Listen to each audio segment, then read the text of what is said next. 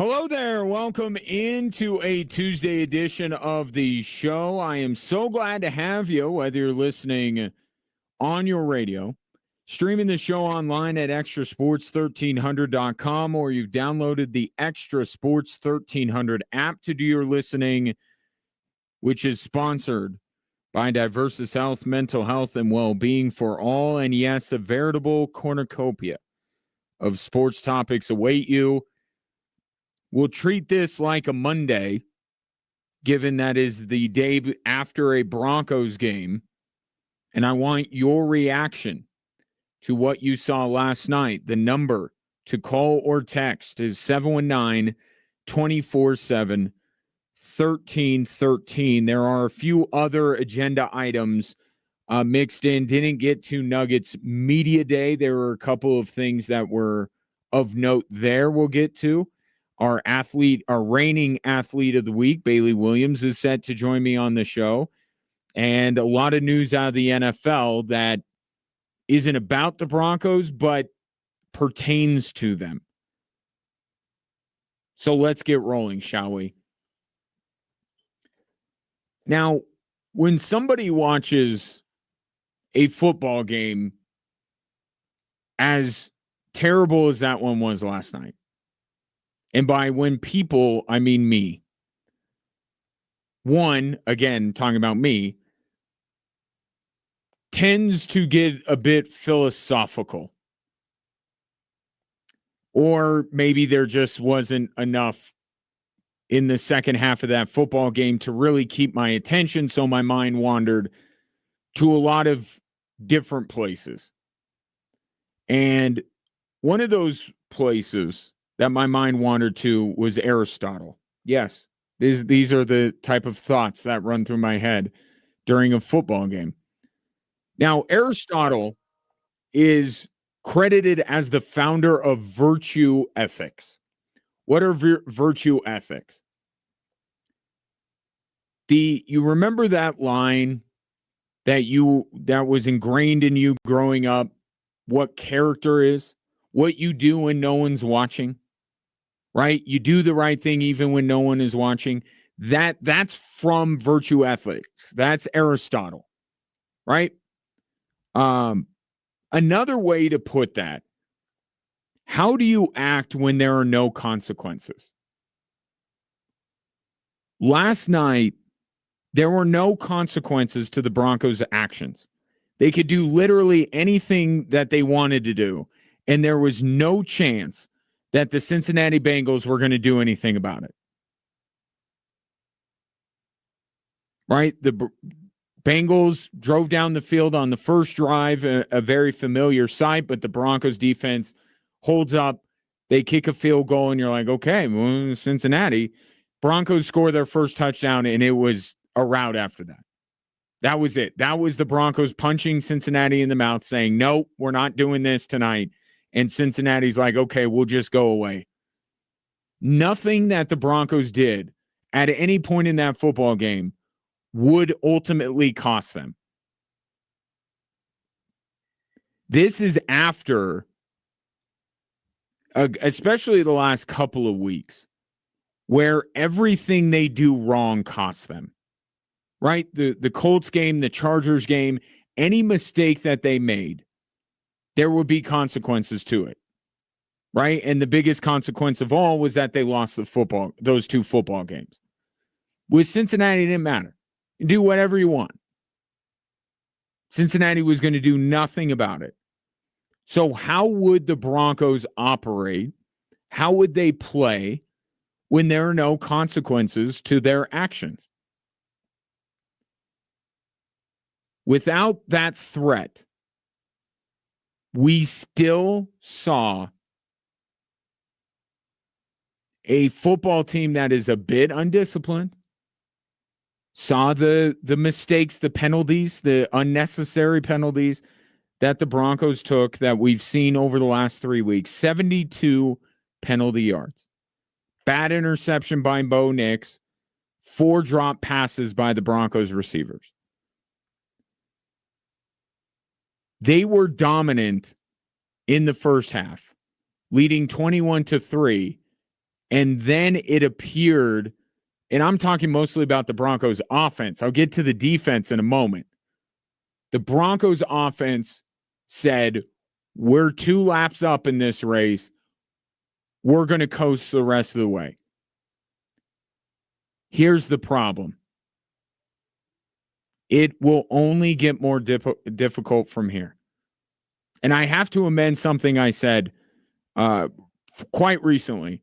I said that the Broncos would never play a team this year as bad as the Tennessee Titans. I have to amend that, and I have to apologize to Cam Ward and the Tennessee Titans, because that football team that I watched last night is worse. That is a football team that has mentally given up on this season. Joe Burrow got hurt. Jake Browning came in. He's been horrific. And they said, that's it. We're done. If the Broncos were going to roll over for him, I think they were going to take that. But when the Broncos are like, yeah, we're not rolling over, Cincinnati are like, okay, we're done. You have your night. So that Cincinnati team is worse than Tennessee. I have to clear that up. Despite that, it took the Broncos 25 minutes of game time to put another touchdown on the board. The asymmetry between the two halves on the offensive side of the football is a bit of a troubling sign given who they are playing this weekend. And you know what it reminded me of? It reminded me of the Carolina game last year. So if you remember, the Broncos beat Carolina. The final score didn't really indicate how dominant the Broncos were in that football game. But there were mistakes. And Sean Payton stepped to the podium after the game and said, it's not a good offense we played. It's just the truth. Then added, in bigger games than this, some of those mistakes are going to cost us. And if you recall, right after that, they went into Baltimore and got absolutely embarrassed.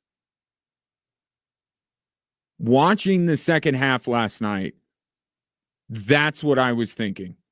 This team, the effort they're putting in the second half, is going to get them demolished by Philadelphia.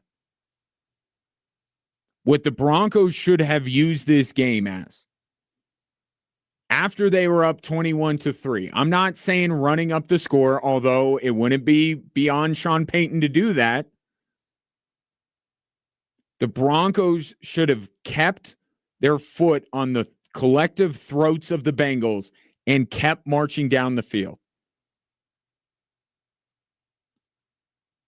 It wasn't just a half of football that completely negates everything we've seen through 3 weeks. A full football game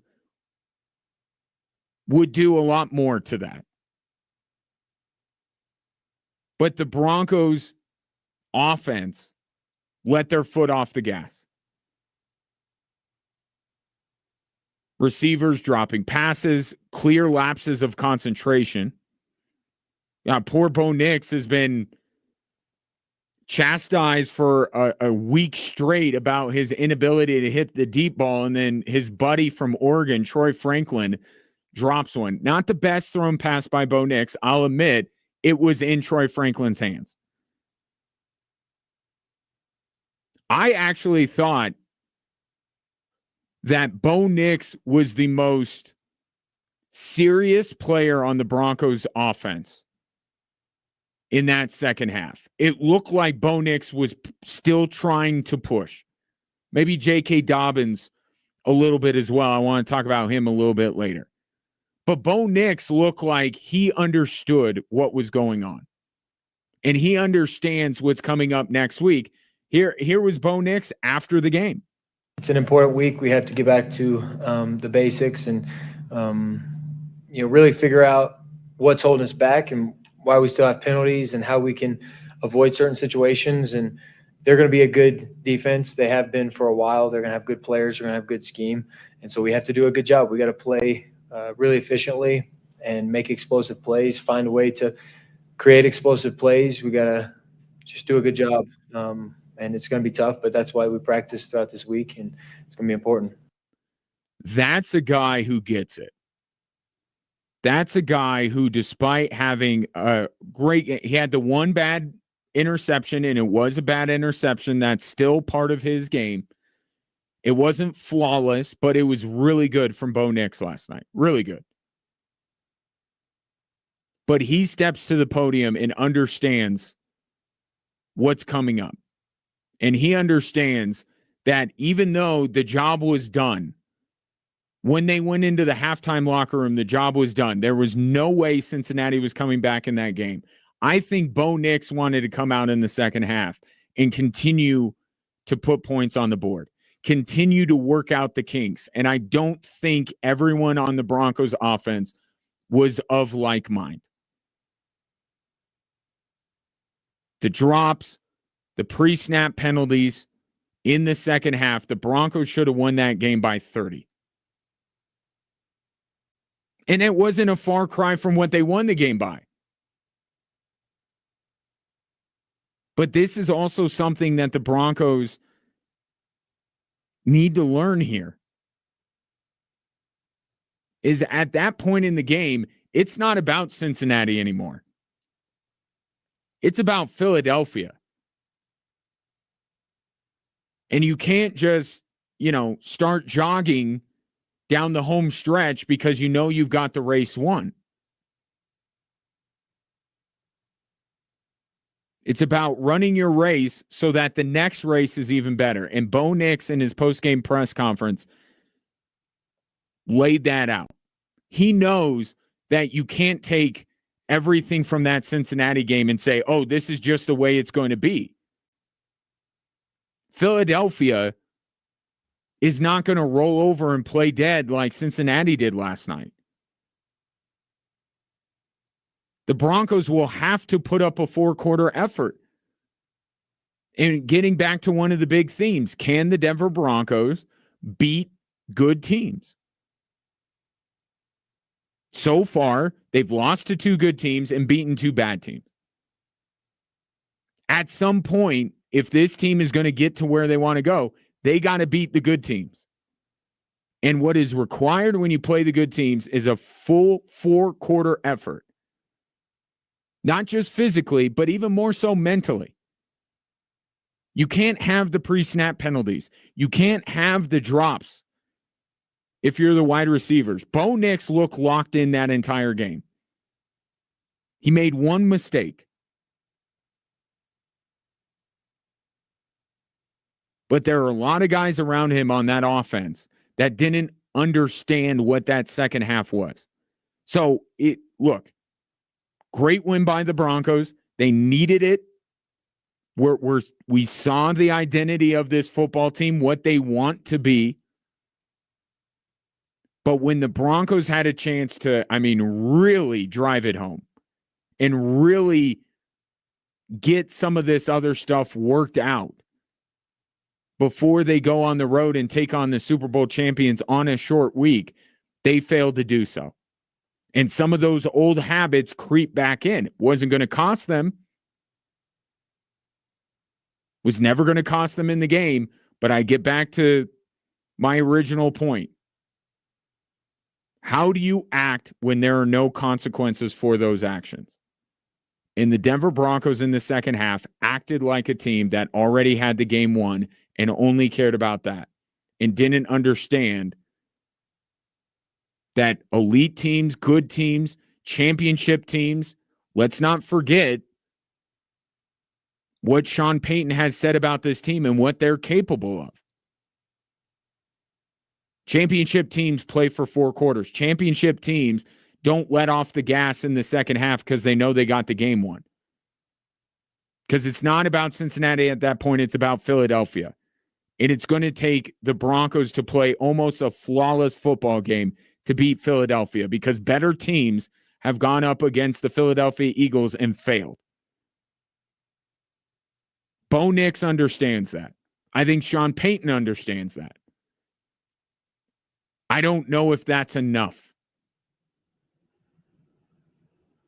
So overall, obviously a great night for the Denver Broncos, and most of what we talk about from here on out is going to be good stuff.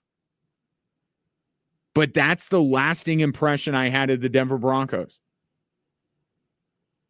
Took them 25 minutes of the second half to put up another touchdown against a team that had just flat out quit in that football game.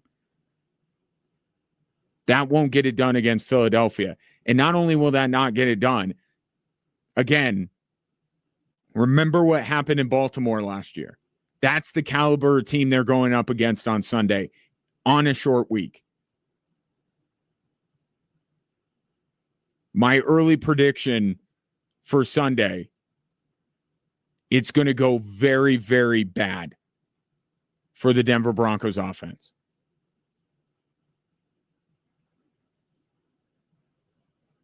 (719) 247-1313. Much more to discuss from this game, I assure you, and I take your thoughts as well. What were your lasting impressions of that game? I know nationally the lasting impression is how bad Cincinnati is, which is fair. 719 247 1313. More Drive Time Sports after this.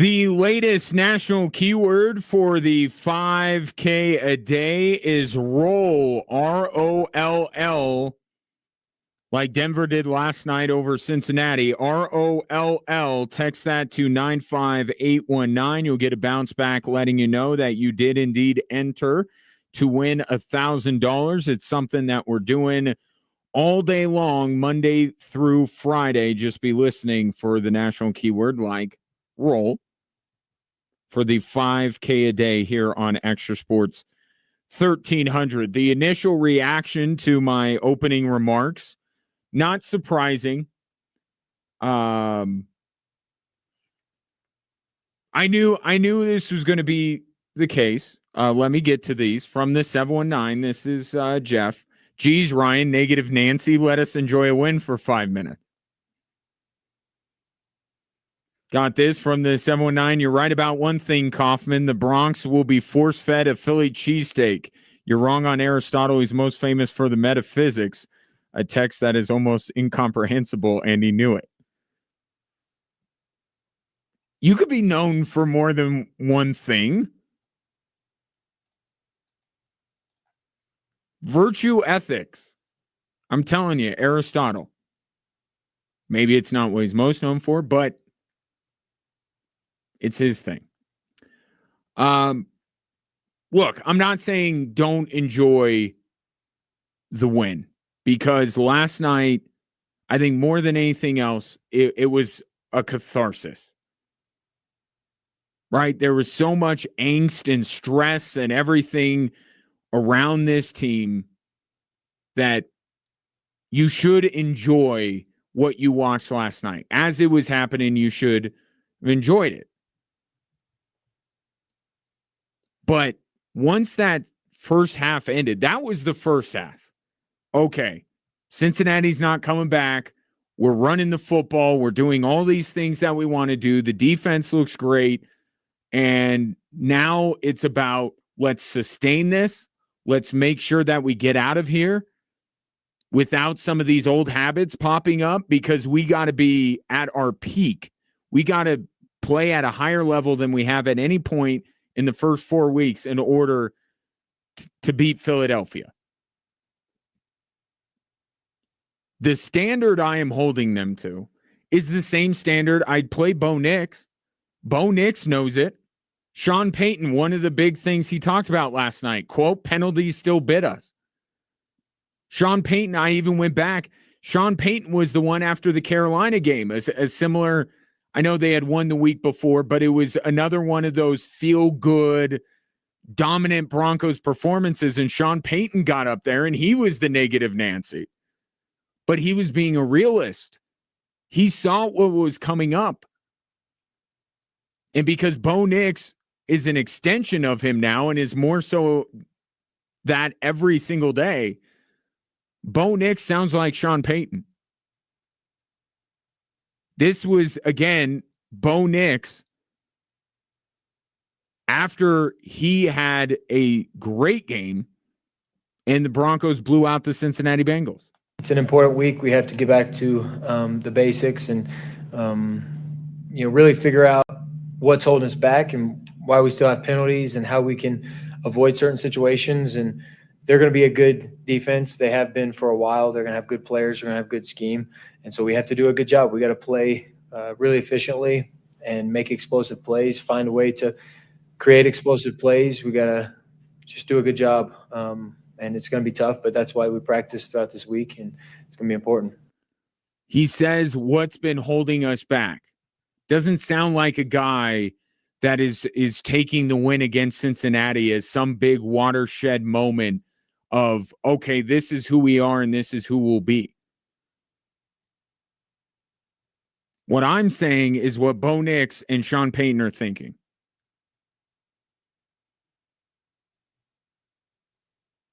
That's not beating Cincinnati, destroying Cincinnati is not, they don't want to hang a banner by beating Cincinnati. They got bigger plans for this season. They have bigger goals. And a win like last night, okay, that's not going to determine whether the Broncos are that high level of team.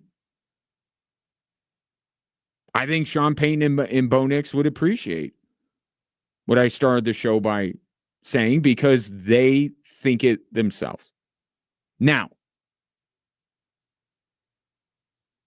that's the offense.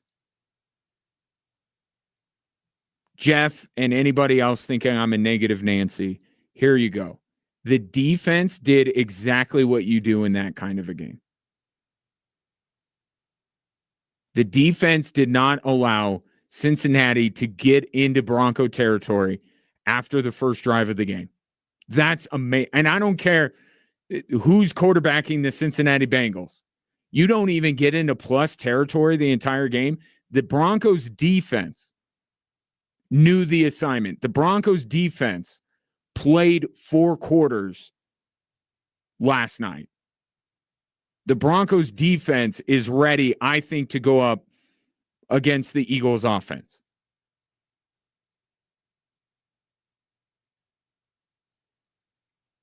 I think that the way that the Broncos defense played is the best thing about last night.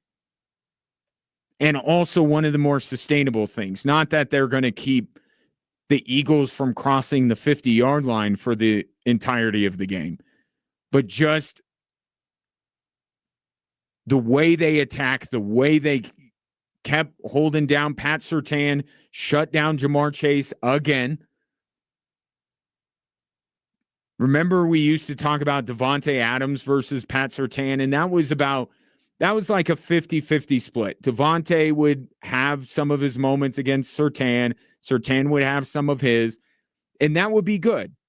Any corner in the league, if you're winning half of the battles with all the rules and the talent and everything like that on the offensive side of the ball, that's a win. Pat Surtain doesn't split with Jamar Chase. He wins, and he wins decisively. Pat Surtain didn't let up last night. The Broncos pass rush didn't let up last night. They saw that as the opportunity to just embarrass and bury the Cincinnati Bengals. That's a championship mentality. The Broncos offense doesn't have that. And they didn't show it last night. And maybe you want to chalk it up to youth, but that's going to persist. There are going to be more games where you're looking at the Broncos offense not living up to their end of the bargain than the defense. That's why the Colts game was so stunning. Right? Because it was the Broncos defense that wasn't holding up its end of the bargain. Broncos defense last night held up its end of the bargain right as Cincinnati got in the red zone on their first drive. I thought Riley Moss had a very good game. So the defense was what you want. Their effort, their execution, their productivity for 4 quarters is exactly what you're looking for and exactly what Sean Payton is looking for. What happened in the first half for the offense, exactly what you're looking for. In the second half from the offense, not so much. And that will be a conversation between Sean Payton and his team this week, I assure you. We'll get into what went right for the Denver Broncos in that first half. And the fact that, gosh, I don't know when the last time I could say this. Broncos had a 100-yard rusher. 719-247-1313. Take your thoughts on the Broncos last night. In the meantime, multi-platinum progressive rock group Trans-Siberian Orchestra returns to Colorado Springs with its winter tour, Ghosts of Christmas Eve, for not one but 2 spectacular shows on Sunday, November 16th, 2:30 and 7:30 at the Broadmoor World Arena. Tickets are on sale now, and right now, for a very limited time, they're offering $55 tickets. So go to extrasports1300.com. You'll see the jumping off point. If you want to go more directly, that's fine. AXS.com or the Pikes Peak Center box office in person. But get your tickets for Trans-Siberian Orchestra Ghosts of Christmas Eve at the Broadmoor World Arena, Sunday, November 16th.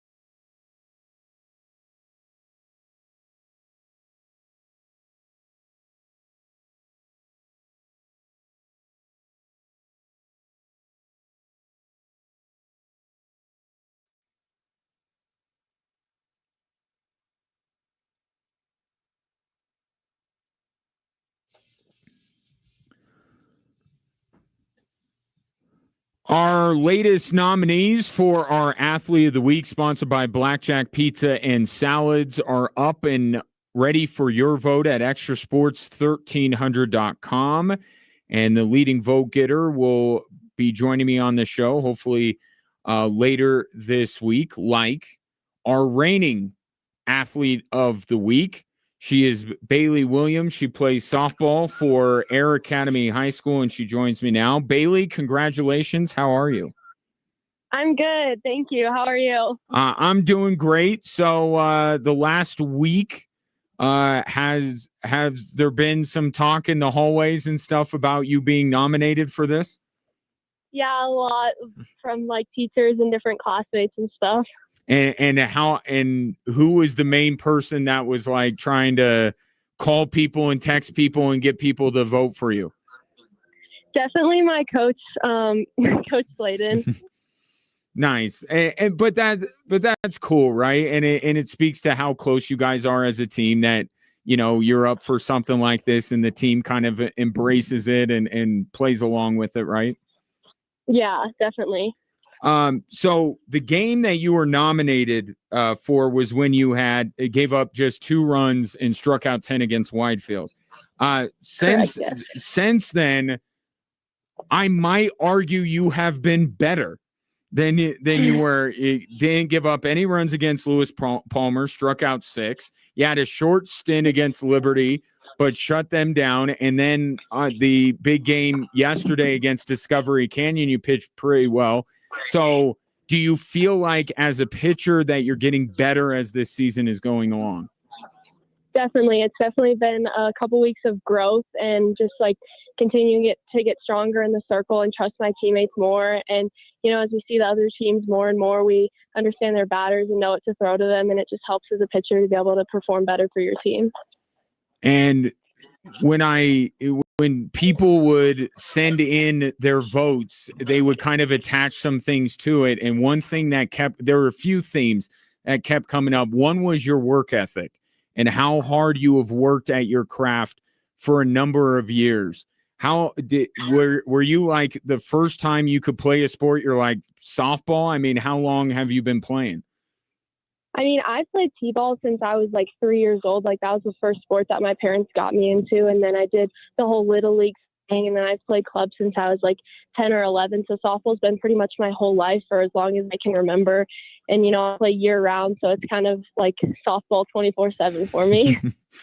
Well, and how much time would you say not now, because obviously there's a set, you know, you're at practice now and everything like that, but when it's not Air Academy softball season, how much time do you think that you put in a week or a day? Are you out every day throwing, weather permitting, all that kind of stuff? How much work are you putting in?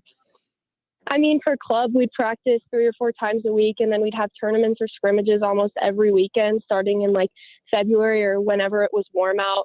And during the off season, which is like January and December, we'd be up at the cages at Lewis Palmer hitting multiple nights a week. And even if I didn't have team practice, I'd still try to get to like D-bat with my dad to throw or hit in the cages to continue to keep my skills sharp. Nice. Does your dad ever step in against you? No, he catches for me. He's too scared to get off of me. Hey, Bailey, that's the exact right answer. I know I'm 100% positive that's the reason. Bailey Williams, our reigning athlete of the week from Air Academy, joining me here on Drive Time Sports. And another common theme that came up with people that were voting for you, how good of a teammate you are. And you're now a senior, so there's a natural leadership thing that comes along with that.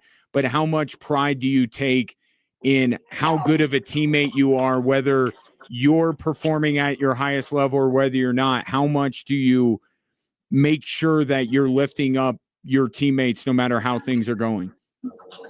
Honestly, it means a lot to hear that, just knowing that you're setting a positive example for the younger girls that are going to come up and set the tone for the coming up years when you won't be here anymore. And just knowing that even if you're not performing the best that you can, when you're uplifting your teammates to do better, to pick you up and have your back, it just means a lot to hear that people think that I'm a good teammate. Well, many of people think that about you, Bailey, I can assure you. Are you playing ball in college? No, I don't plan to play softball in college. Okay, what are you gonna? Do you know where you're going, what you're doing yet? Not that you have to at this point, but I'm just curious. I plan to major in biomedical engineering, which is a pretty specific major, so it's kind of hard to find a level that I can play at. So I might try to do like intramural softball just to keep the game going for me. Mm-hmm. But yeah, I'm not sure exactly which college I'll end up at. Well, I pity those who are going to step in against you at the intramural or club level, coming up, whatever college you may attend. That's a unique major. What are you hoping to do with that once you get out of college? I know I'm asking you about the next 5 years of your life, but that the subject intrigues me. So what do you hope to do? I mean, I'm not sure exactly what I want to do with it, but I love like STEM and different innovation things, which is why I want to be an engineer. But I also want to be able to help people without having like their life directly at my hands. And I want to just like help people that are like hurting, which is where the biomedical part comes in. So I just plan to like do whatever I can to like help people and like make things and like, have fun with that. Well, now it's all coming together, Bailey. You talk about how good of a team. Everyone says how good of a teammate you are. You want to dedicate your life to helping people. It makes sense. Bailey Williams, my guest, our athlete of the week. Before I let you go, because you're prepping for a pretty big game coming up tomorrow. You guys went through a little bit of a rough patch. It wasn't much of one, but I'm sure it felt longer than it actually was. What were those conversations like, and what has gotten you guys back on the road? Because you're winning a ton, and then you lost a couple there, and now you guys are rolling right now. We just understand that our league, P-PAC, is a really strong league. It's one of the best leagues in the state, honestly. And just like continuing to fight when you're facing good hitters and good defense and good pitching, and just like trusting your teammates are going to be able to hit all the way through the lineup and just have your back. Honestly, we've been working really hard in practice to be able to make the adjustments that we may have missed or gotten wrong when we were facing those teams before, so that we can come out even stronger against them in these coming up weeks. Well, I don't have to tell you, and most people around here understand what it means whenever Air Academy and Cheyenne Mountain get together, regardless of what sport it is. That is next up on the schedule for Bailey and company tomorrow afternoon. Bailey, really appreciate you taking time. Congratulations on a very well-deserved honor, and congrats on the success so far. We'll be watching you guys through state. Thank you so much. Yeah, my pleasure. That is Bailey Williams. She is a senior pitcher for the Air Academy softball team, our athlete of the week, sponsored by Blackjack Pizza and Salads. One of those. So Air Academy started the season, it was like 10 or 11-0. I mean, they were rolling.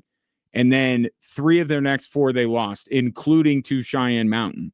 And now after that, they've really started to roll, and they got another shot at Cheyenne Mountain tomorrow. So appreciate the folks at Air Academy for lining that up, and appreciate the embracing it, right? And that's one thing, as I've talked to, the athletic directors, the coaches, the students themselves. I mean, the students, they think it's kind of cool. And it should. When I was in high school, if I would have gotten something like this, it would be pretty cool. So I just want to share my appreciation towards these schools, all of them, the ones that have their athletes on the show or the ones that are not the leading vote getter. All these schools have embraced this, and they have been spreading the word, and they get it. And it's really cool to see the schools here in this part of the state, really doing everything to highlight these athletes. And I appreciate it, because that's what the goal of all of this is. So there are, as I mentioned, 4 new nominees this week for our Extra Sports Athlete of the Week. They are Landry Roberts, speaking of Cheyenne Mountain. She plays volleyball for them. Jackson Mabe of Palmer Ridge. Taylor McCann of Discovery Canyon. Taylor and Bailey just went up against each other yesterday. And Nathan Leduc from the Palmer tennis team. So Landry Roberts of Cheyenne Mountain is out to the early lead, but it's only Tuesday. Still plenty of time to vote. Jackson and Taylor have strong voting turnout behind them as well, but you could keep voting, spread the word, share it on social media, do whatever you need to do to make sure that your favorite student athlete wins the vote, and they'll join me on the show like Bailey just did. And while you're on Extra Sports 1300, don't forget to extrasports1300.com, I should say. Make sure you fill out our nomination form. That's where people, and I would say we don't count those as votes. I just let you know, it's the poll itself, but it's really cool when people do take the time to write in like Bailey Williams and then put why. It's more for us to pick the nominees for next week, but the ones that are already picked, it's really cool to see what people are saying about them. And those were the themes that were brought up with Bailey. Her positivity, how great of a teammate she is, and her work ethic were the things constantly coming up when I read the comments. So well deserved, certainly, for Bailey Williams.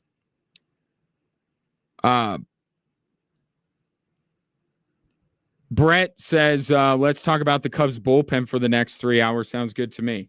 That's going to have to be you leading that conversation, Brett.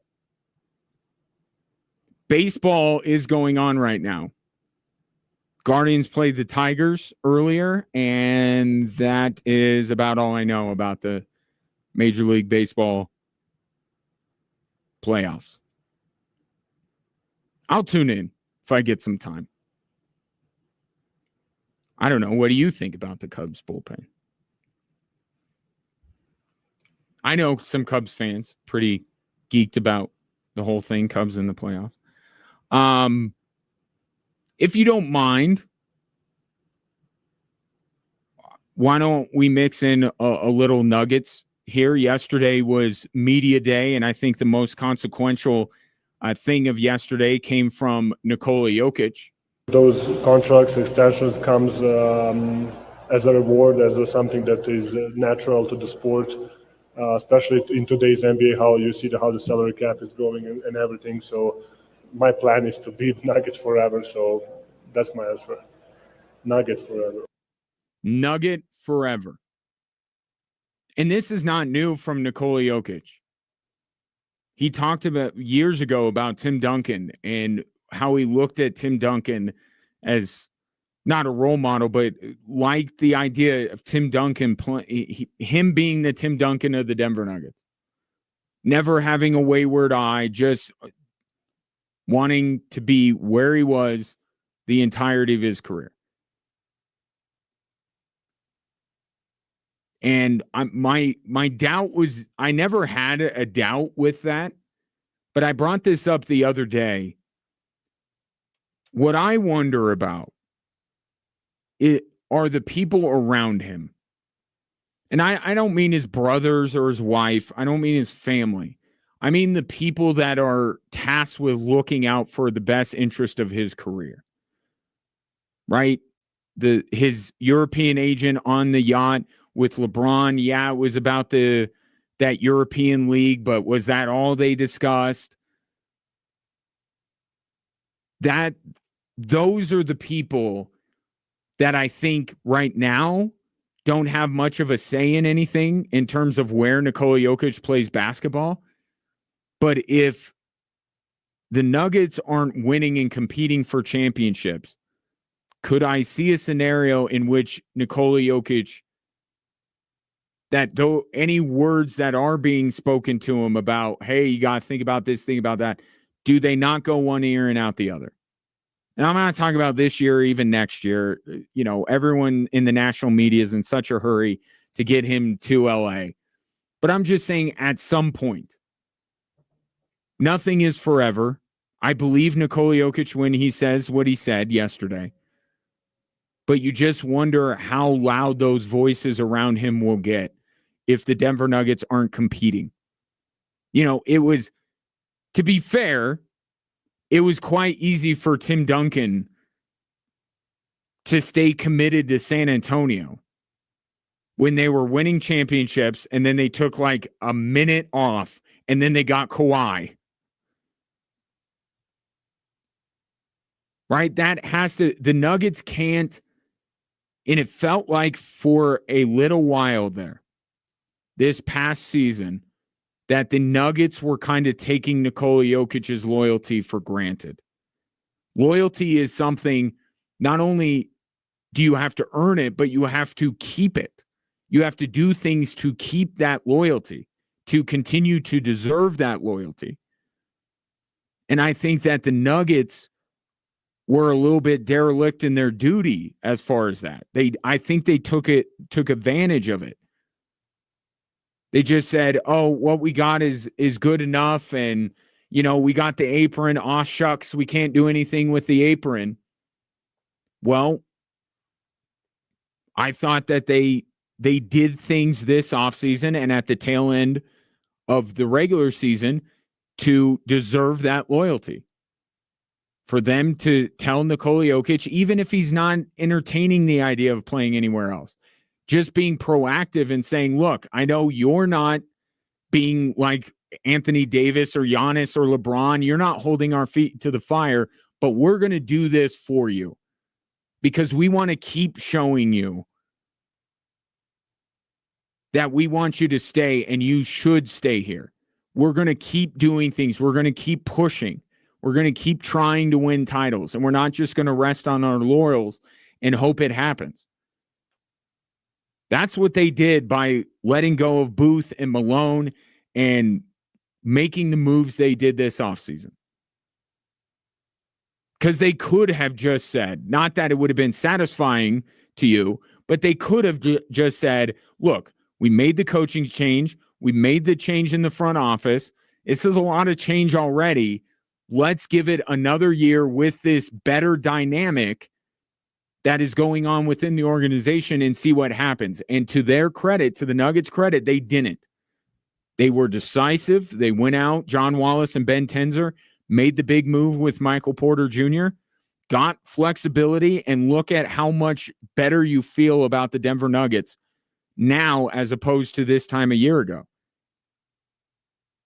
Those are the kind of things you do unprompted. You shouldn't need a superstar to demand a trade or hold your feet to the fire or have a closed door meeting with you. This should just be natural. You should have that urgency to say, we got to keep trying everything. We can't sit back. Even forgetting the idea of Nikola Jokic ever leaving. How about just the responsibility of having the best player in the world, a guy that's going to go down as one of the best players of his generation? How about what you owe that guy? Even without the doomsday scenario of Nikola Jokic leaving to join up with Luka in LA. When you have a generational star, and you see this with both of those Kroenke teams right now. The Avalanche feel this way. You may disagree with some of the moves that Chris McFarland has made and the way he's gone about it, but that is a guy that understands that he has a generational player on his roster, and you can't just sit back and hope for the best. And Nathan McKinnon, there hasn't been even the noise that there is around Nikola Jokic when it comes to leaving. Never once heard anything, any rumor, anything about Nathan McKinnon wanting out of Colorado. And yet this is a front office with Chris McFarland that keeps pushing, that keeps trying to make moves, improve the team where he can. That should be the normal operating procedure. And there was some real fear, I think, from you and me rightly, that the Denver Nuggets were taking Nikola Jokic's loyalty for granted, taking for granted that he is the best player in the world and everything else will just figure itself out. No, you got to do your part. You got to earn that loyalty every day, especially in a league like the NBA. And you can't deny the off-the-court opportunities that would lie ahead for Nikola Jokic if he went to LA. You can't deny that. Does that outweigh what he has in Denver? Clearly not. So but you still have to do this stuff. So it never gets to that. Nugget for life, Nikola Jokic. 719-247-1313. Coming up next, we'll get back to the Denver Broncos. And now we have seen that identity we have been hearing so much about.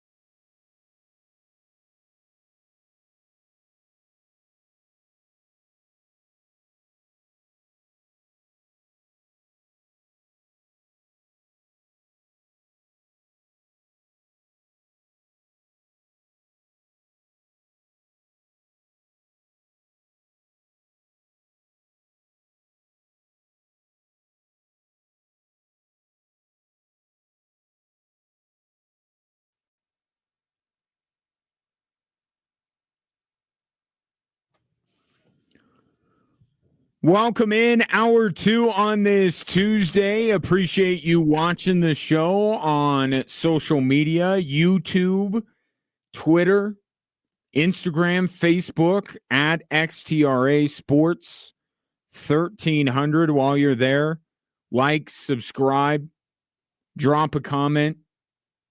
I'll get to them over the course of the show.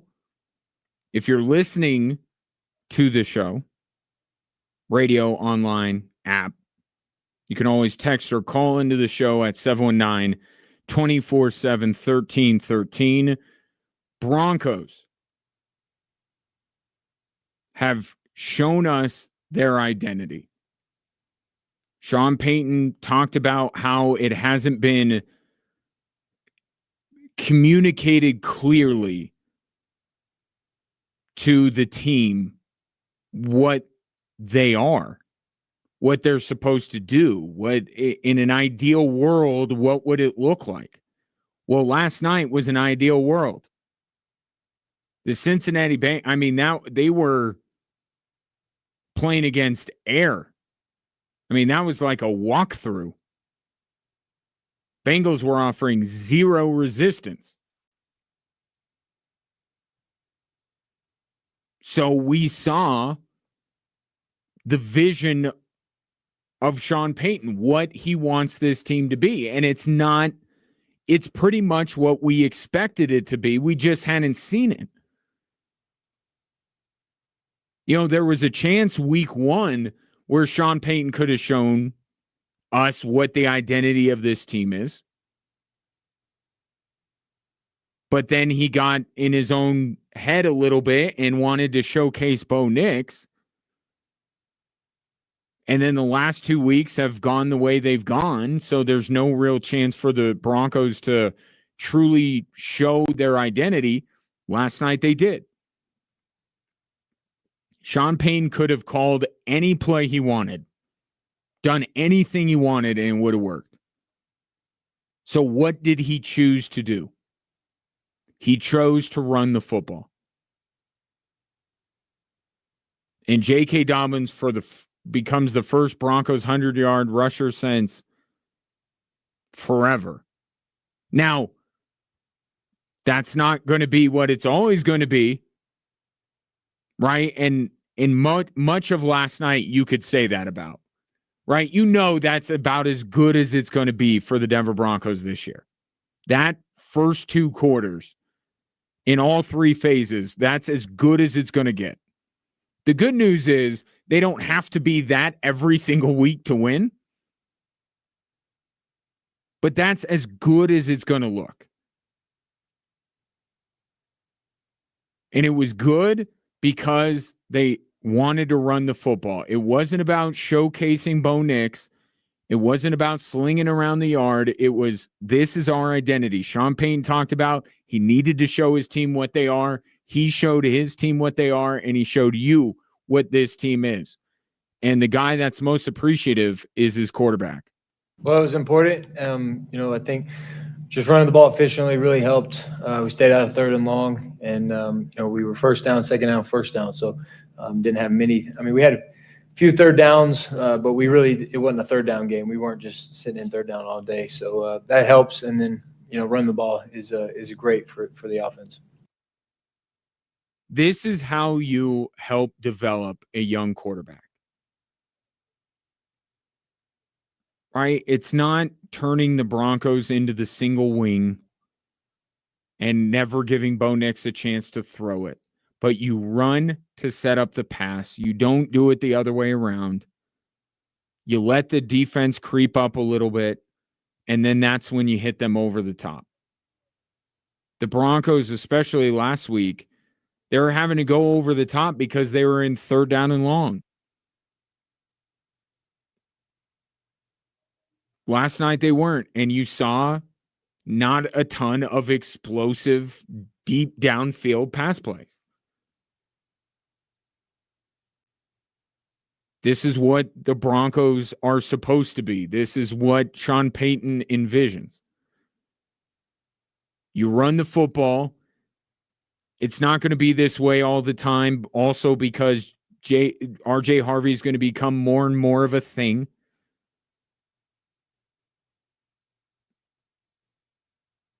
But the Broncos are going to want to run the football and work Bo Nix in the pass game off of that. And you saw how effective it was in the first 2 quarters. And the type of throws, too. Rolling Bo Nix out, getting him running. Bo Nix still has a little bit of problem in the pocket. He's not a great settled thrower yet. Right? 3 5-step drop, step up, and then deliver. Right? And that was the issue with the deep balls against the Chargers. So he's still got to work on that part of his game. But on the move,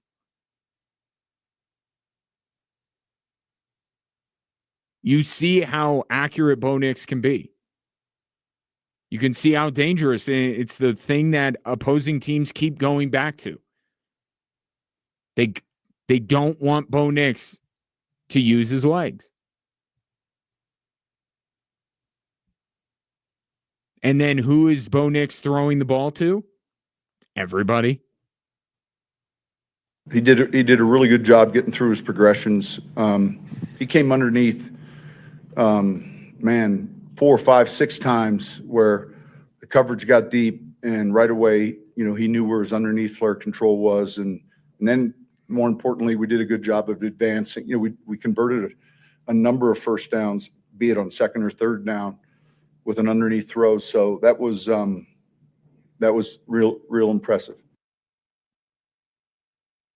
And it's not like Bo Nix has played poorly the last 2 weeks. He was bad against Tennessee. But he had a higher quarterback rating than Justin Herbert did past Sunday. It's not that Bo Nix has played poorly. He's made mistakes in the clutch. But overall, he's been pretty good. And you see last night when the Broncos established the run, when they don't have as many of those pre-snap penalties, now you can really get Bo Nix in a situation where he's comfortable, in a situation where he can be successful. And I saw, some people abandoned the run and whatever.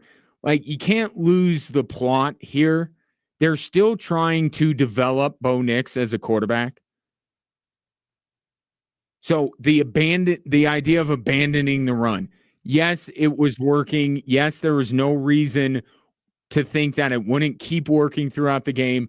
But you got to balance it, right? Especially when it's a game that you're winning by a lot. Now you can say, all right, we're going to focus a little bit more on Bo here. The issue with the Tennessee game was that it was right away. It was right out of the gate. Let's try to showcase Bo Nix a little bit. Let's try to let him sling it around the yard. That wasn't the appropriate time to do it. And an appropriate time never came along because the game was close. You still had to do what you needed to do to win the football game. Last night, you could say, all right, now let's try some things in the pass game. When the most important games like Sunday roll around, yes, you can't have Bo Nix slinging around the yard. You got to be able to establish the run. And if it's working, you stay with it because it's just about getting the win. But you find those little pockets here and there where you can try out some things with Bo Nix to try and help his development. Because that is, to me, that should be the most important aspect of this Broncos season. I know I'm out on an island because I don't have the expectations for this team that everybody else does. And those ultimate team goals and competing for a Super Bowl and winning the division, those all are in the front seat. Another reason why I don't think some of Sean Payton's rhetoric is especially helpful.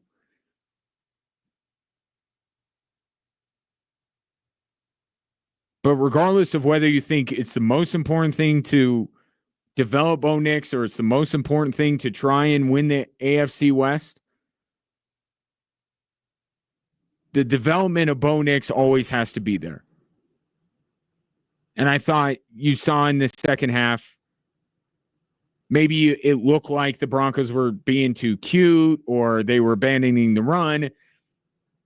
I think it was Sean Payton trying to find some plays, a drive or two where he could let Bo Nix go a little bit. But when the Broncos were in win this game mode, that's exactly how it's supposed to look. And as far as the receivers, that pecking order, I think you saw it. I was a little bit surprised, as I'm sure you were, that Adam Troutman is the tight end getting the early reps. This Evan Ingram thing is going to be a complete, and he should be the Riddler, not the Joker, because he's going to be an enigma the entire season. You're never going to get your finger on what exactly Evan Ingram does for this Broncos offense. Early in the game, they had 2 pass plays for a tight end, and it was Adam Troutman. And I'm with you. Like, I think I understood it better than most did when they signed Evan Ingram, what that Joker role was. But last night I'm looking at like, okay, if you're going to throw it to a tight end, you should throw it to Evan Ingram. I understand if you want to use Ingram to create favorable matchups for the receivers. But if you're running a play where a tight end is the target, why wouldn't it be Evan Ingram? I don't know. Sean Payton, I think sometimes he overthinks things, but Adam Troutman's also his boy. So the Evan Ingram thing is going to puzzle people the entirety of the season. Nobody's going to get a handle on what exactly he does.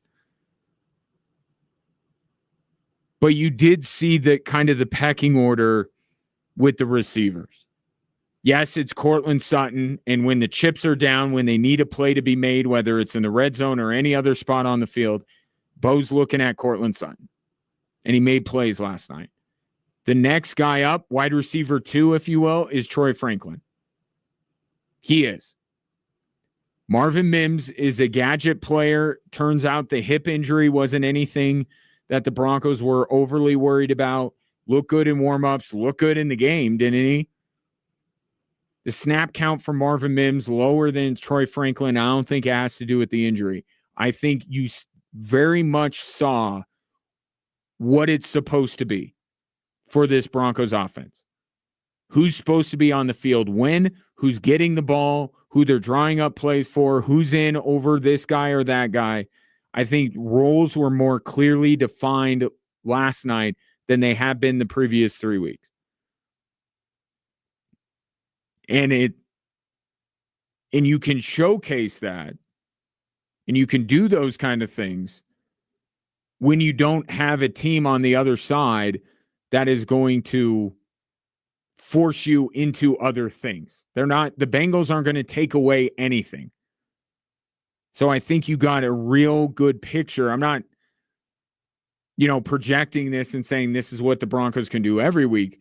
I'm just saying, as far as the ideas that Sean Payton has, the vision, the pecking order of these players, who gets the ball in what kind of situations, I think it was a very clear plan by Sean Payton that you could say, okay, in an ideal world, this is what it looks like. This is what they're going to try and do on a week-to-week basis. Can they? Can Dobbins keep running the football as effectively as he has? Because he's the 4th leading rusher in the NFL right now. But the issues the last few weeks were that either Sean Payton voluntarily or was forced into abandoning the run with the pre-snap penalties, chasing the chains. If they're on schedule, if they're not beating themselves, it's pound the rock with J.K. Dobbins, maybe a little change of pace with R.J. Harvey, And then when an opportunity presents itself, dial up something for Bo Nix, preferably on the run. So now we have the identity. Now we know what it's supposed to look like. No more, I got to figure out a way to get this guy on the field, got to do this. Sean Payton could have done whatever he wanted, play whoever he wanted last night. The snap counts that Mike Kliss sends out, if you follow him on Twitter, some of the discussion, the stats, you look at the box score, who got targeted the most, who was on the field the most, all that I think you could put a lot of stake into. I think that's what Sean Payton wants. Now it's just, can they do that against Philly and New York and the other New York? Taller order. 719-24-7, 1313. Take your thoughts on the Broncos 28-3 win over Cincinnati, and we'll have more Drive Time Sports right after this.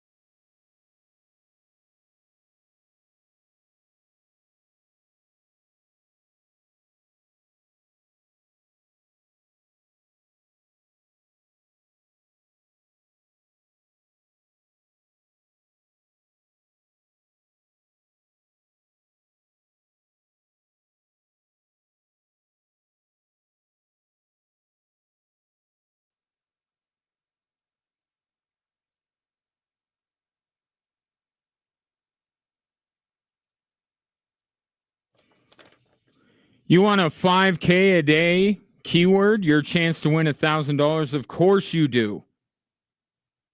How about wealth? WEALTH.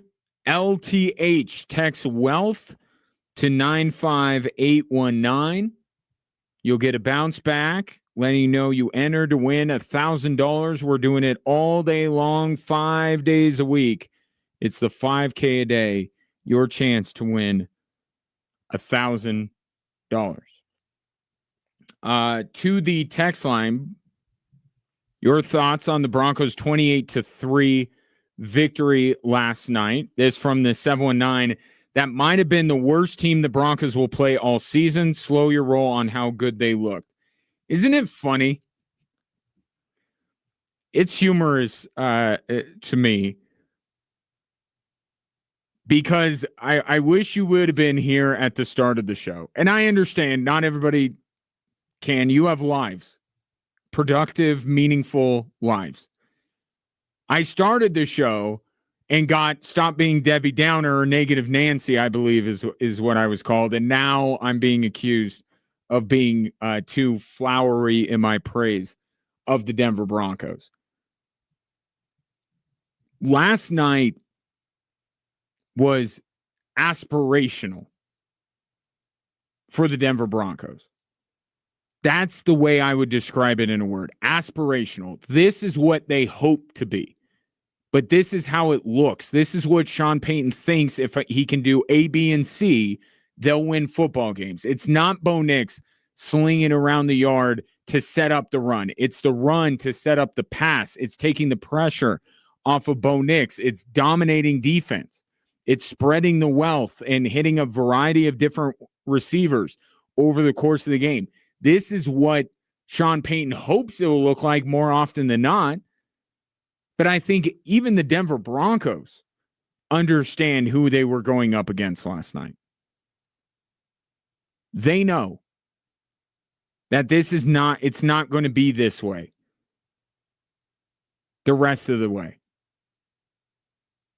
But what it allowed the Denver Broncos to do, and let's face it, the Broncos had a lot more to lose than they had to gain from last night, right? The two most important things that they had to gain last night were, one, to just kind of lower the temperature on everything a little bit, allow everyone to take a deep breath. All right. We're, long way to go. There's still aspects of a good football team in here, just lowering the stress level. But then it was also to say, all right, Sean Payton, you have a blank canvas. Paint your masterpiece.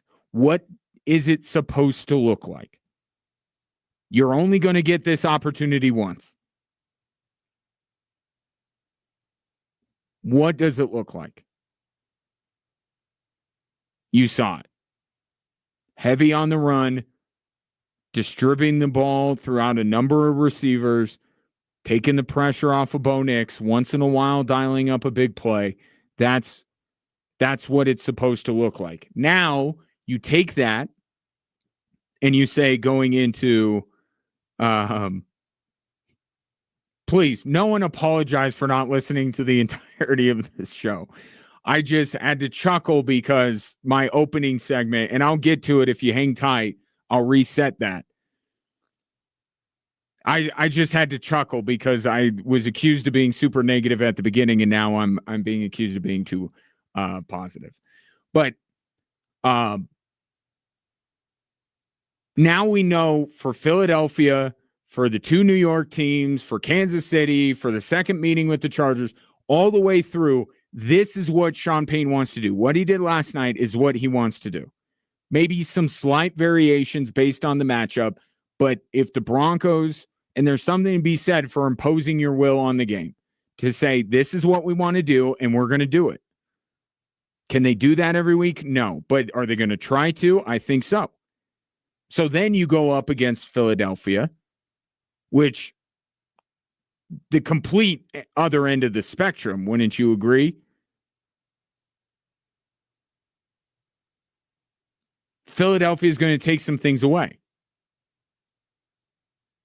Maybe they try to take Cortland Sutton away with their outstanding secondary. I'm sure they'll try to take away the run game. Then it's okay. What else can we go to? But what they did last night was what they would like to do every single week. That's what that showed you last night. And that's the identity that Sean Payton said he hadn't expressed clearly enough to his team. I think he did that certainly last night.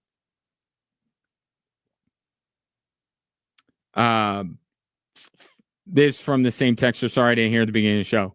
Please don't apologize. I appreciate every nanosecond you take to listen to me. And sometimes I wonder why anybody listens to me. So trust me, all good. I'll reset my bigger picture take on the Denver Broncos coming up in a little bit. He adds, they won't look like that against good teams, same as last year. Beat the losing teams and lose against the winning teams. You're getting to the bigger picture here. And that's why I started the show off with. The bigger picture here is that the Denver Broncos have beaten 2 bad teams, lost to 2 good teams. At some point, they're going to have to shift that. You don't have to beat every good team on your schedule. And other than Buffalo, there doesn't look to be any juggernauts hanging out in the AFC. You don't have to beat every elite team on your schedule. Few teams ever do. But you got to beat someone, right? And you got about the biggest someone coming up on Sunday.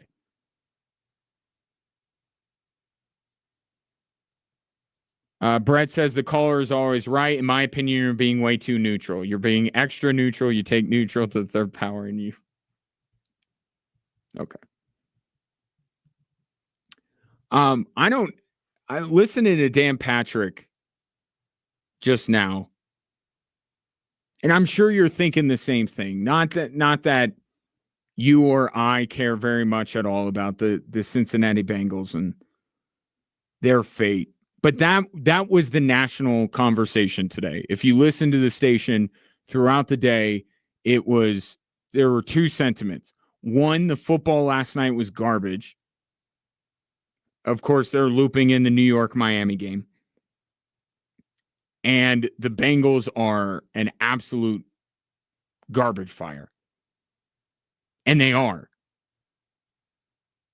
Like, I thought there was the chance, I said this yesterday, if the Broncos can hit the Bengals in the mouth early, get on the board early, get that fast start, then the Bengals might just go away.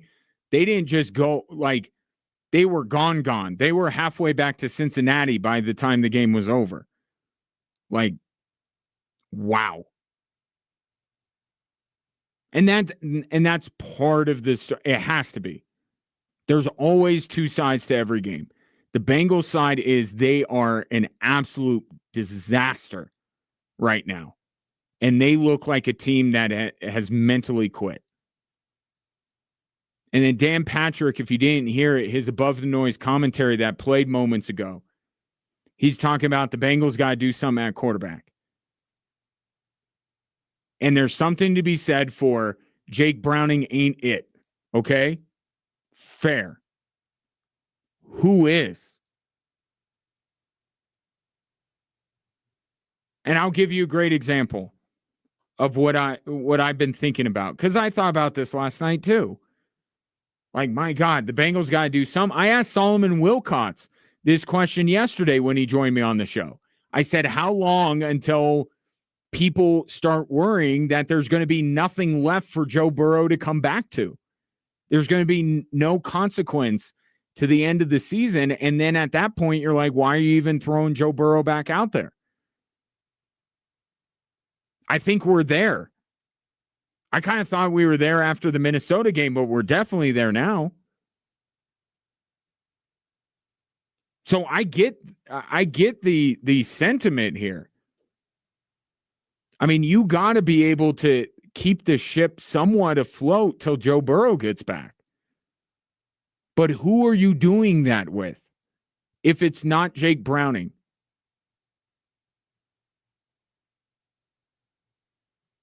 And my eyes rolled out of the back of my head when I read the report from Mike Florio that there has been chatter that the Bengals were offering a 5th-round pick to Russell Wilson. You cannot be serious.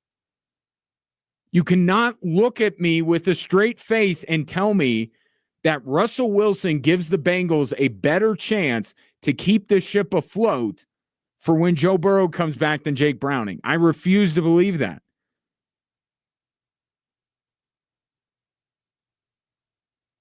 I'm not saying that Jake Browning is the way they do it. Very clearly, he's not. I'm just saying there are a lack of options. And Russell Wilson is not one of those. I don't want to go back into that whole thing that I got into last week about Russell Wilson. I'm not going down that road. You know where I stand when it comes to Russell Wilson. And I was met on the text line with almost unanimous agreement. You can't just say because he's not Jake Browning, he's better. Russell Wilson's not better. He's not going to inspire confidence. You know, here's a perfect example. Giants put in Jackson Dart. Didn't they look quite inspired?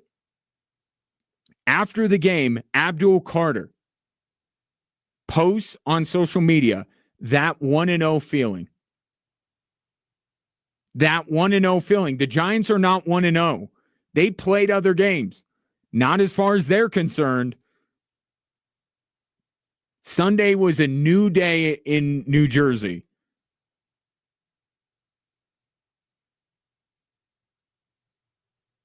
They're liberated. They're playing inspired. They have belief. And you're going to import Russell Wilson and hold him up to Jamar Chase? Poor Jamar Chase. He was already arguing with Zach Taylor on the sideline. What do you think he's going to do if Russell Wilson is his quarterback? At least Jake Browning was able to deliver the football in his general vicinity. He'd really be running routes for no reason if he had Russell Wilson as his quarterback. I just think this is the problem. And let's localize this. You going to help out the Cincinnati Bengals? You going to give how about Jared Stidham, Broncos fans? Would you give the Bengals Jared Stidham in order to keep the ship afloat until Joe Burrow comes back? The hell you are. You're not doing that. So now we have to look through the league and say, all right, are there capable backups? There aren't a ton, but there are a few. Anybody in the AFC, they're not making a deal with Cincinnati. You don't think that there are people around the league saying, now, well, look what's happened with Cincinnati. The deck has been cleared a little bit. We don't have to worry about Cincinnati. There's no way they're going to be in the playoff hunt by the time Joe Burrow comes back. Why would you give them a lifeline? So any competent backup you can think of in the AFC, they're not going to do that. Because I promise you the competent backups play for teams that are in the playoff conversation. They're not going to help the Bengals. So then you have to go to the NFC. And I understand that's why people go to Russ. But when you go to Russ, you should immediately go, nah, and move on. In fact, he's not even the right New York quarterback to be looking at. I think there's a real conversation about Jameis. What about Jameis for Cincinnati? He's going to lose some games in spectacular fashion. But one thing, I know he has been a bit of a punchline over the course of his career. Teammates love him. And that's something you cannot say about Russell Wilson. Teammates love Jameis Winston. For all of his flaws and imperfections, teammates love the guy. That's the New York quarterback that Cincinnati should be looking at. Not Russ. Russ is going to come in there and you're going to have a mutiny on your hands.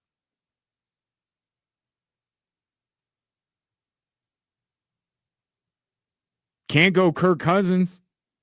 It costs too much money. Falcons aren't giving him up without you picking up most of the tab. So Kirk Cousins in a vacuum would make sense if money were no object. Money is definitely object, especially for that franchise. They're not bringing in Kirk Cousins.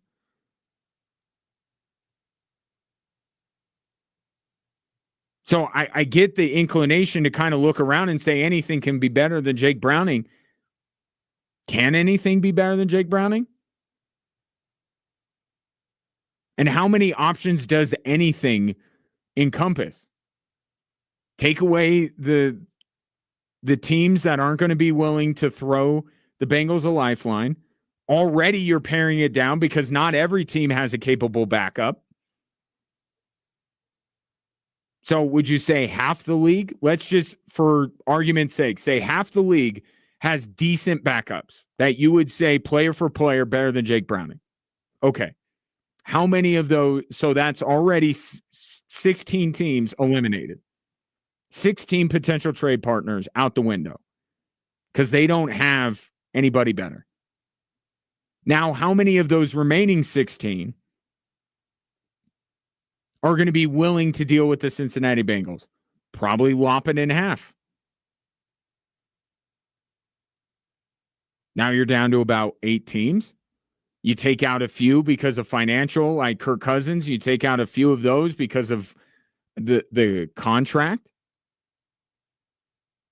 And you pare down, we haven't even talked about the teams that aren't going to be willing to deal because they want their own insurance policy, which I would suggest that the Denver Broncos hang on to theirs and Jared Stidham.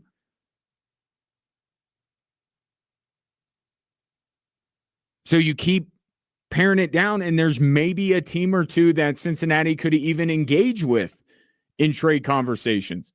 One of them might be New York, but it's definitely not for Russell Wilson.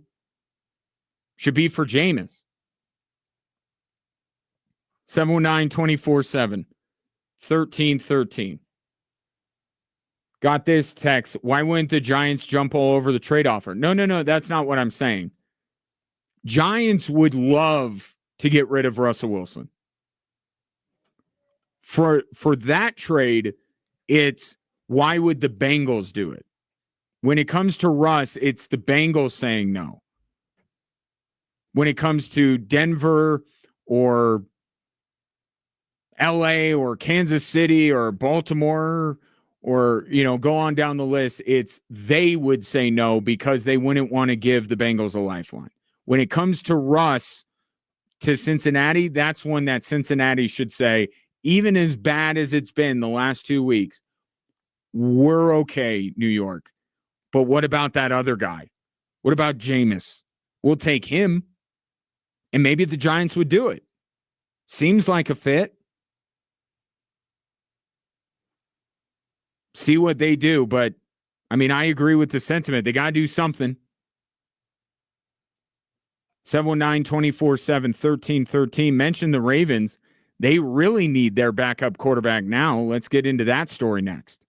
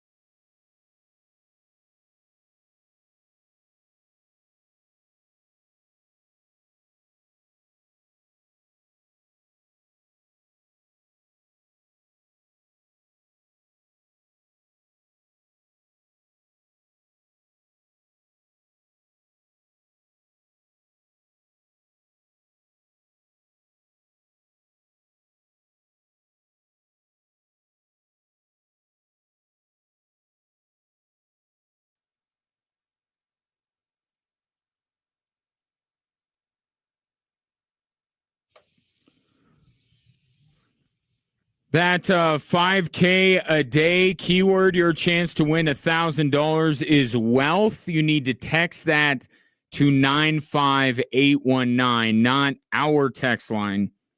I know all the different numbers, but that's how you enter. Text wealth, WEALTH to 95819, and you'll be entered to win $1,000 with the 5K a day, meaning $5,000, 5 times a day, giving away $1,000, 5 days a week. It all works out.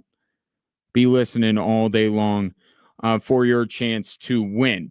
Clarification on the Florio report. Yes, there is a Florio report out regarding the Bengals' pursuit of Russell Wilson. I want to get this right. So what Mike Florio is writing, he said last week there was stray chatter of Wilson to the Bengals for a 5th-round pick. And while a deal for Wilson or Winston is possible, the current dynamic could be that neither side wants to make the first move. In a high-tech world, it's the lowest of low-tech negotiation tactics. Don't make the first move. So it wasn't offered. So I don't know where this comes from. I don't know where it comes from. So it's very specific, a 5th rounder. It just feels like someone's making it up. Is he hearing this from the Bengals? So neither team wants to make the first move. So that wasn't actually offered. So then where is the stray chatter coming from? It's gossip, I guess. You know, these NFL executives, they gossip like teenage girls. They really do. So they don't want to make the first move. But I'm with the texter when it comes to the Giants. Like, why not make the first move? Why not? Do you think that you're going to drive up the price for Russell Wilson? Oh, we're going to get ourselves a bidding war. We're going to get the Bengals and the Ravens, division rivals, both trying to save their seasons. They need Russ. Didn't you just bench him after 3 games? I mean, I know this is the front office that gave Daniel Jones an extension and not Saquon Barkley, and they let Saquon Barkley go, and he walked right over to their division rivals. I understand I'm dealing with the New York Giants here, but they can't be that dumb. I wish I shouldn't call people dumb. The idea is dumb. The idea is dumb that you should hold out for anything more. If there is stray chatter, it's coming from somewhere. Giants probably hear it. If I'm the Giants, I'm calling up the Bengals and going, do you want a 5th-round pick? I get it. You're trying, you know, do the Bengals get so desperate that they're willing to offer a 4th or a 3rd? And what I'm saying is just get rid of Russell Wilson. Like, just do it. This is the organization that let Saquon Barkley walk out the front door. They just let him go. And they're going to, you know, him and haw over what compensation they get back for Russell Wilson, as if trading Russell Wilson is going to ever come back to bite them. Like, come on, I get it. They're all trying to win the trade, and they're all trying to extract every little tiny bit from the person across the proverbial table from them. But come on. Nobody in New York is going to be like, wow, 5th-round pick, they didn't get enough. They didn't get what Seattle got for Russell Wilson. But they did get more than the Broncos got for Russell Wilson. So maybe someone needs to talk to Joe Shane, who runs the New York Giants, and say, You know that both. The Steelers and the Broncos got nothing for him. And your team benched him after 3 games, which in hindsight makes no sense. Why didn't you just start Jackson Dart if you were going to play him this early? Makes 0 sense to me. Still, especially with the way he played. Why they even started the season with Russell Wilson in the first place, I will never understand. But now you have a chance to just be done. Forget it. Jackson Dart era, that 1-0 feeling, right? Abdul Carter saying that out on social media, that 1-0 feeling. It's a new era. Get rid of all traces. Call up the Bengals and just say, just name your price then. If you don't want to undercut yourself, just say, all right, 2nd round pick for Russell Wilson now. And then inevitably the Bengals will say no, and then you start negotiating. I mean, what is this? High school? I don't want to make the first move here. Like, you have this asset that has depreciated in value so much. Take whatever the heck you can get for this guy and move on with your life.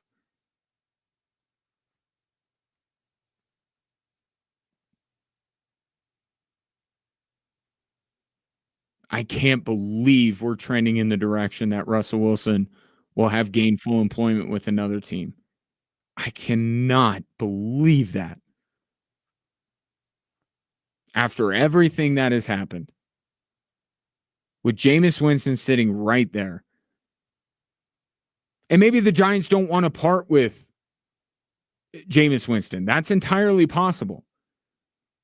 But the idea that Cincinnati would be looking, and I don't know where the interest is initially coming from here, based on Florio's reporting.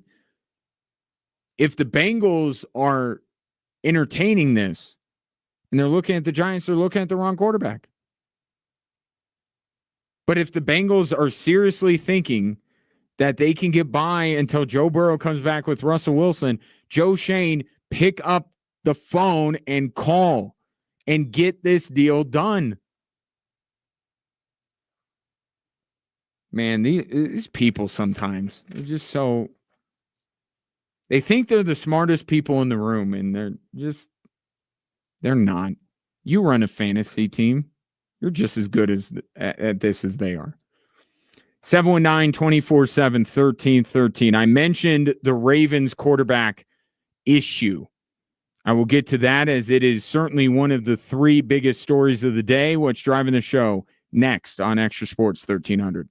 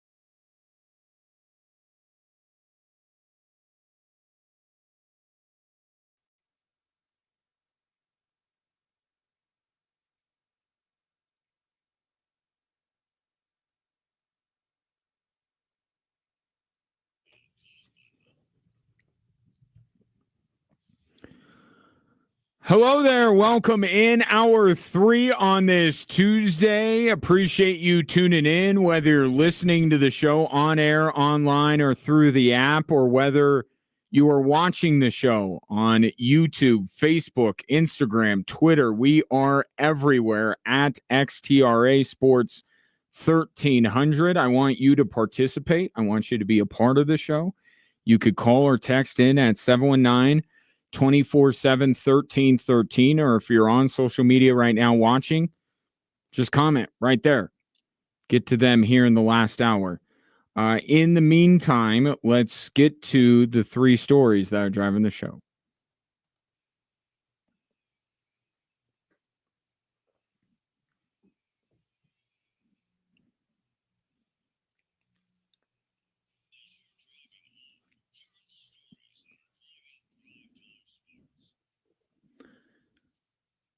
All right, we start with that identity we've been hearing so much about with the Denver Broncos. Early in the season, all 31 other teams are really working to figure out who they are. We're no different, but it certainly was a step in the right direction. And, I would say that there were a lot of things that we were able to do tonight that hopefully can carry over. Now we changed quickly to a team that just finished winning the Super Bowl. So we'll enjoy this one and then get back to work tomorrow. That is Broncos head coach Sean Payton after the Broncos thumped the Cincinnati Bengals 28-3, and that 36-second clip encapsulates all of my feelings about last night's game. One, what Sean Payton last night had a blank canvas with which to paint a masterpiece upon. What is it supposed to look like? If the Denver Broncos can do whatever they want, whenever they want, which they clearly could last night, what does that look like? What's the play calling? Who's featured? What's Bo Nix doing? That's what it's supposed to look like last night. And they are a team that wants to run the ball first, second, and only third will they ask Bo Nix to throw the football. And then it's getting him out on the run, play action, rolling out, things that Bo Nix is comfortable with. This is what we thought the Denver Broncos were trying to be. We just had 3 weeks of not knowing for sure because we hadn't seen it. But those first 2 quarters, that's what the Broncos are supposed to be. That's what they're hoping to be. Dominant defense, good run game, let Bo Nix work off of that and make plays. It was aspirational, what you saw last night from the Denver Broncos. You know as well as I do, it's not going to look like that every week. But at least now we know what Sean Payton would like to do, who he would like to feature. Troy Franklin above Marvin Mims, but still utilizing Marvin Mims as kind of a trick. I've likened him to Percy Harvin, like that kind of a guy. He's not going to have a higher pitch count than a Troy Franklin, but they're going to use him, and they're going to feature Dobbins, and they're going to try and make it easier on Bo Nix. And then once in a while, you dial up the big plays and you see what Bo Nix can do. So that was the most important thing about last night. The Broncos had to get that. They had to establish what their identity is, and they did that. Then the second half came around, and I saw one side of the football that decided their night was over, and that was the offense. The defense held up their end of the bargain the entire evening. They used this opportunity to continue to bludgeon the Cincinnati Bengals offense. Everybody ate. John Franklin Myers had sacks, and Nick Bonito and Jonathan Cooper. They didn't even play that much, and they were able to get to. Everyone got in the act. The defense was dominant for however long it took the Bengals to get down to the red zone on that first drive, subtract that, the rest of the game they were dominant. Pat Surtain shut down Jamar Chase again. But then the other side of the football, and I actually don't think I'm really talking about Bo Nix. I know I'm not because I'm the one talking. I'm not talking about Bo Nix. He said some things after the game that were very reminiscent of what you heard from Sean Payton just now. I think Bo Nix gets it. I don't think enough players on the Broncos offense get it, though. Once they were up 21-3 and it was abundantly clear that the Cincinnati Bengals were going to do nothing to stop the Denver Broncos, then it becomes about Philadelphia. And in order to beat Philadelphia or LA the second time around, or Kansas City, or insert other good to elite team that's on the Broncos schedule, you have to play for 4 quarters. What they found out against the Chargers, that middle 8 got them in the game, made it a game, wasn't enough. Indianapolis certainly showed you got to play the entirety of the game. So as much as the first half was great and it was needed from the Denver Broncos, I looked at the second half and that was my lasting feeling after it. The first thing that I jotted down after the game was I think that the Eagles defense is going to dominate the Denver Broncos. It reminds me of when the Broncos beat the Carolina Panthers. They beat them comfortably, but there were some mistakes in that game that Sean Payton talked about, and he said, better teams are going to make us pay. That's the feeling I got last night. We want to talk about identity of the Denver Broncos. Part of their identity is they're a little bit undisciplined. That's 4 weeks in a row now. This is who they are.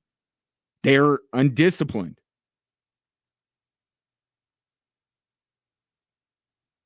Those bad habits came up a little bit in that game. It didn't cost them, but it certainly will against the Eagles. And you hear it in Sean Payton's voice. You hear it in his comments. They know what last night was. And they certainly know what Sunday is. And reading between the lines, Sean Payton is saying the same thing I am. The Broncos offense, again, defense, you're good. You did your job for 4 quarters. Broncos offense, the guys around Bo Nix, you need to be a little bit more serious. 4 drop passes, multiple pre-snap penalties. Those are going to kill you against the Eagles. Bo Nix talked about it. Sean Payton, you just heard there. They know it. And you know what happened after the Broncos beat Carolina? They were embarrassed by Baltimore. And if that message that Sean Payton was trying to convey in that clip does not get through to his team, yeah, maybe regular season Jalen Hurts isn't going to tear up the Broncos defense, but the Eagles defense is going to feast on the Broncos offense. And all of this good feeling, all of these vibes, all of this momentum, whatever you want to call it, that the Broncos were able to do whatever they want, whenever they wanted offensively. Great game from Bo Nix. Great game from J.K. Dobbins. Cortland Sutton made plays. That's all going to go away. And then you're going to be asking yourself, okay, so it wasn't what it was against Cincinnati. Thankfully, not every team is as good as Philadelphia. And then we're back to where we were before the Cincinnati game, which is, who is this Denver Broncos team? They had a chance to complete the effort for 4 quarters. There's no reason that offense shouldn't have kept scoring against Cincinnati. First half, great. Second half should worry you going into that game against the reigning Super Bowl champions. Let's go over to basketball for story number 2. Those contracts extensions comes as a reward, something that is natural to the sport, especially in today's NBA, how you see how the salary cap is growing and everything. So my plan is to be Nuggets forever. So that's my answer. Nugget forever. Nikola Jokic at Nuggets Media Day. I would say putting an end to all this nonsense about him going to LA, but I know how ESPN works. It will not stop them. But that is Nikola Jokic sitting there saying, I want to still be a Nugget for the rest of my career. It's not a new sentiment from Nikola Jokic. But now he can say it. And he's being rewarded for that loyalty by the organization. Right? The firing of Michael Malone, the letting go of Calvin Booth, the Michael Porter trade to fortify the depth on this team to make maybe the starting five even better than it was with Porter. That loyalty wasn't being reciprocated by the Denver Nuggets, I think, for most of last year, last offseason, last year.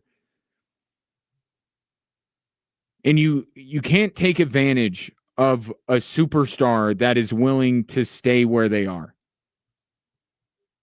Right? That loyalty deserves to be rewarded, deserves to be reciprocated by saying, you're committed to us, we're committed to you, we're going to do everything we can to try and win a title.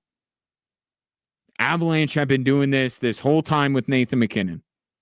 You may not like all the moves they make, the Mikko Rantanen deal, but you can't deny that Chris McFarland is trying everything he can think of to make sure that the Avs don't just compete for one Stanley Cup, but compete for multiple with Nathan McKinnon.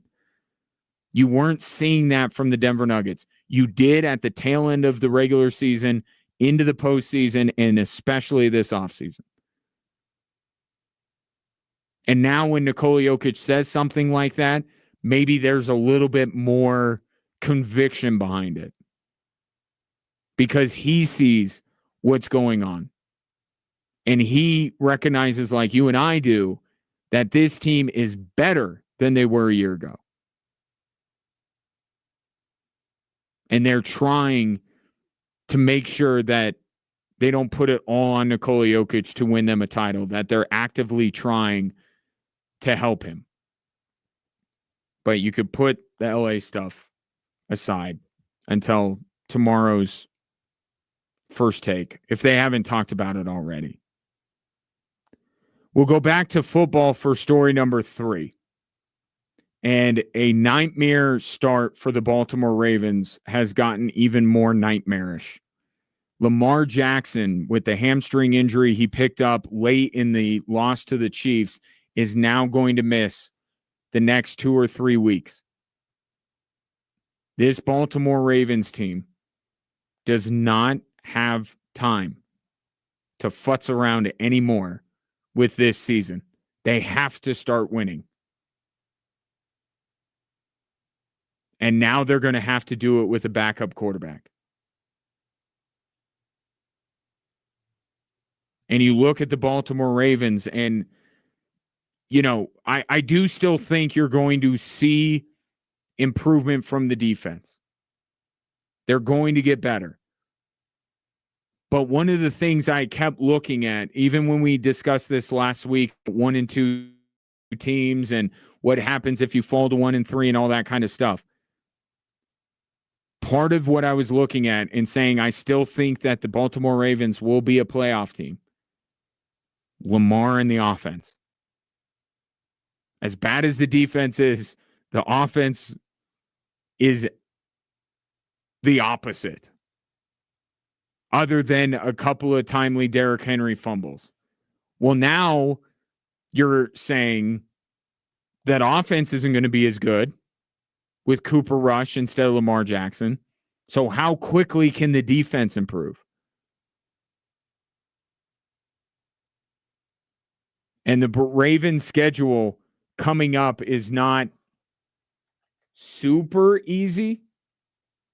They have the Texans, a Still a desperate team, but I don't know if the Texans are any good. Thought they were, but. So they play the Texans this Sunday on Extra Sports 1300, by the way. Then they host the Rams, and then they host the Bears. And then on Halloween Eve, they'll play the Miami Dolphins. And that's when it's expected that Lamar Jackson will be back. If that's all it is,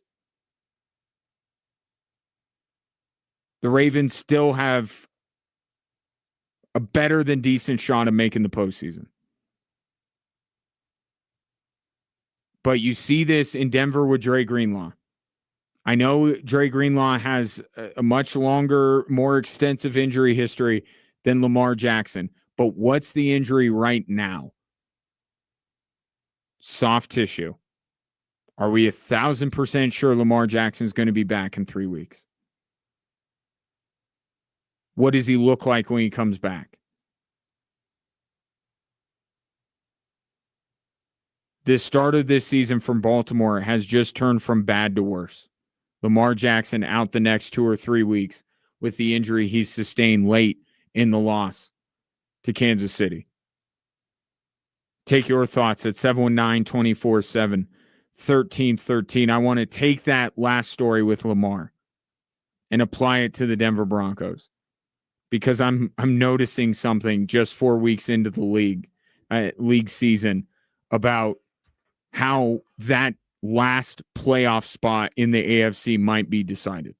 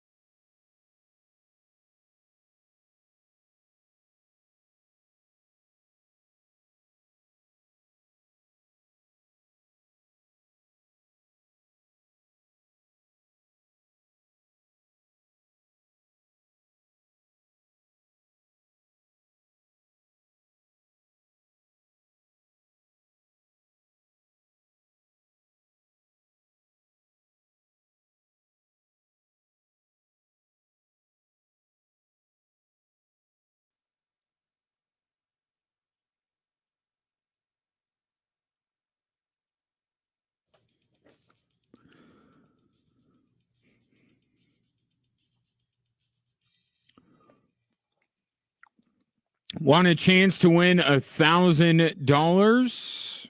Why don't you participate in our 5K a day? We're giving away $1,000 5 times a day, Monday through Friday. The latest national keyword is wealth, WEALTH.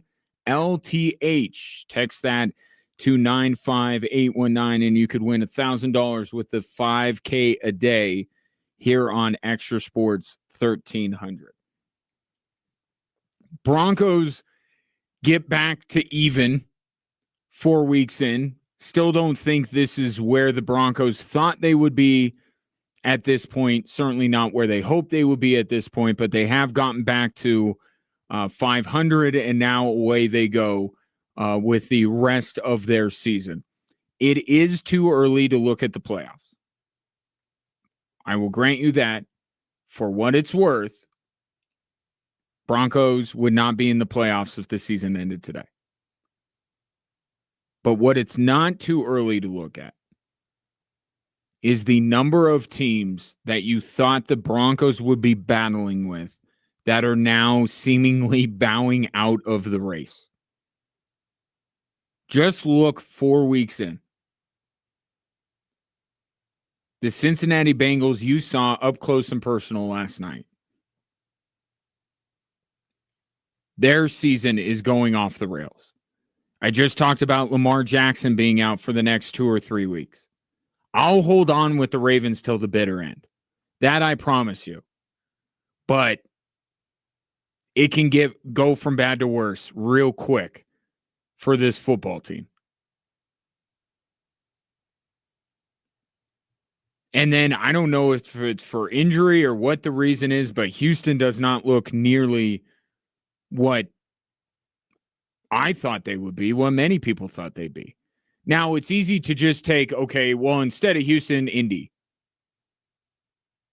Right? So that doesn't really impact the Denver Broncos. But what it's looking like, and this has been the case since 2020 when they put in the 7th seed in each conference. It's like it's a last man standing. It really is. It's just who can get to the finish line decent enough, healthy enough. And it's a far cry from being any kind of contender. But let's just for a moment, can we remove the Sean Payton rhetoric and the ESPN hype machine for a moment and just look at this practically? Let's start with the idea of the Broncos making the playoffs. Okay, because right now at 2-2, they're tied with Kansas City and they're still behind LA, who they've already lost to. Okay. So let's just take it at its basic part. Can the Denver Broncos get back to the postseason? And already, just 4 weeks in, you're seeing the signs of, man, if the Broncos can just be the lone survivor here, they can get back into the playoffs. Now, there's a long way to go, and I still don't think that the Broncos have shown enough through 4 weeks to make you believe that they're capable of being the last team standing. But you look around what else is going on in the AFC, and you're like, Cincinnati already, Baltimore now, Houston is a mess. Diana Rossini of The Athletic had some cryptic thing about there's more stuff that's going to come out about what's going on with Houston. I don't think anything nefarious, but just a better explanation of why this team, they're not this bad. Right? Maybe you didn't think that the Houston Texans would be a real factor in the AFC, but in that division, I think most people had Houston winning that division. But there are already teams that are falling by the wayside.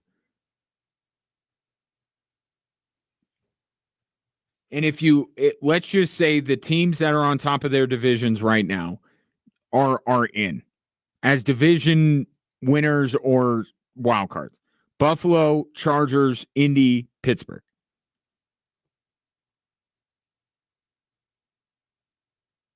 And then I think you have to look right now,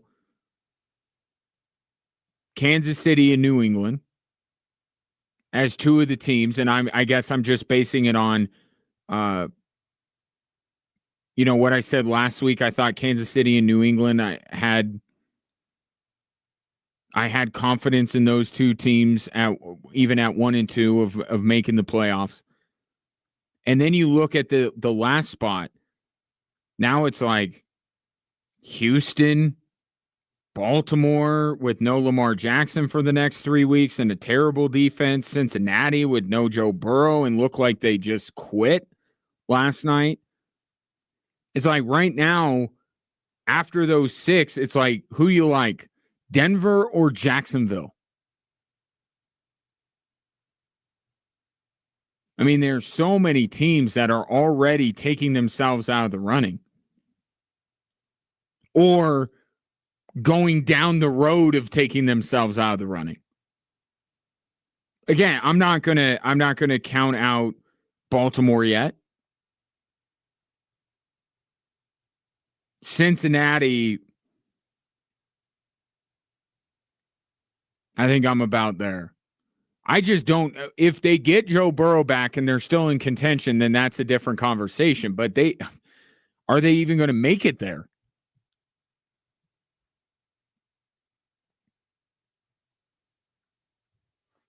I mean, but that's what this 7th playoff spot has been. It's just you look around and the other contenders, they're playing with their backup quarterback or they're in a weak division.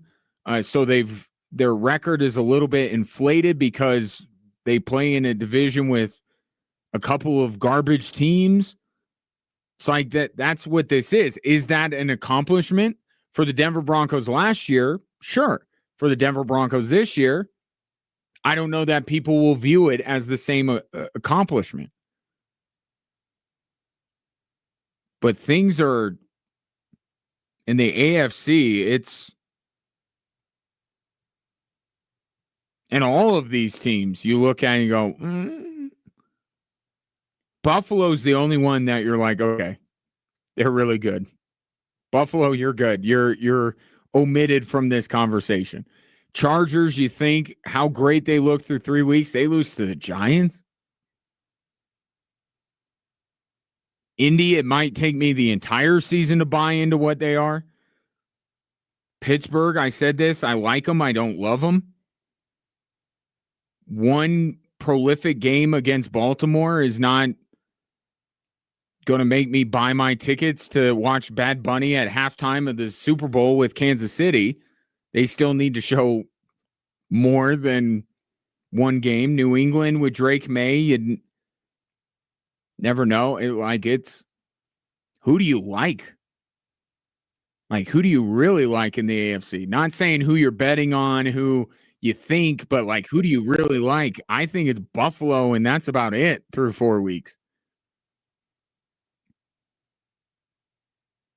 But this also lends credence to the idea they never should have expanded the playoffs in the first place, which is a hill I have been on since they did it. It was unnecessary. It didn't make the product better. It made it worse. The teams that have been getting in are a far cry from being any type of match for the elite teams.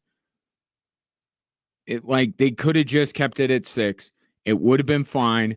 Nobody was crying for a 7th playoff team in each conference. And every year we get one of these teams in, and on one side of the bracket or the other, they get absolutely obliterated. I don't have to remind you what happened to the AFC 7 seed last year. It's just not necessary. And who wins this 7? It's not even who wins. It's like who survives to get the 7th seed. Just unnecessary. It's unnecessary to have it. And even 1 year later for the Denver Broncos, I don't know that a lot of people are going to be thrilled if the Denver Broncos end up as the 7th seed.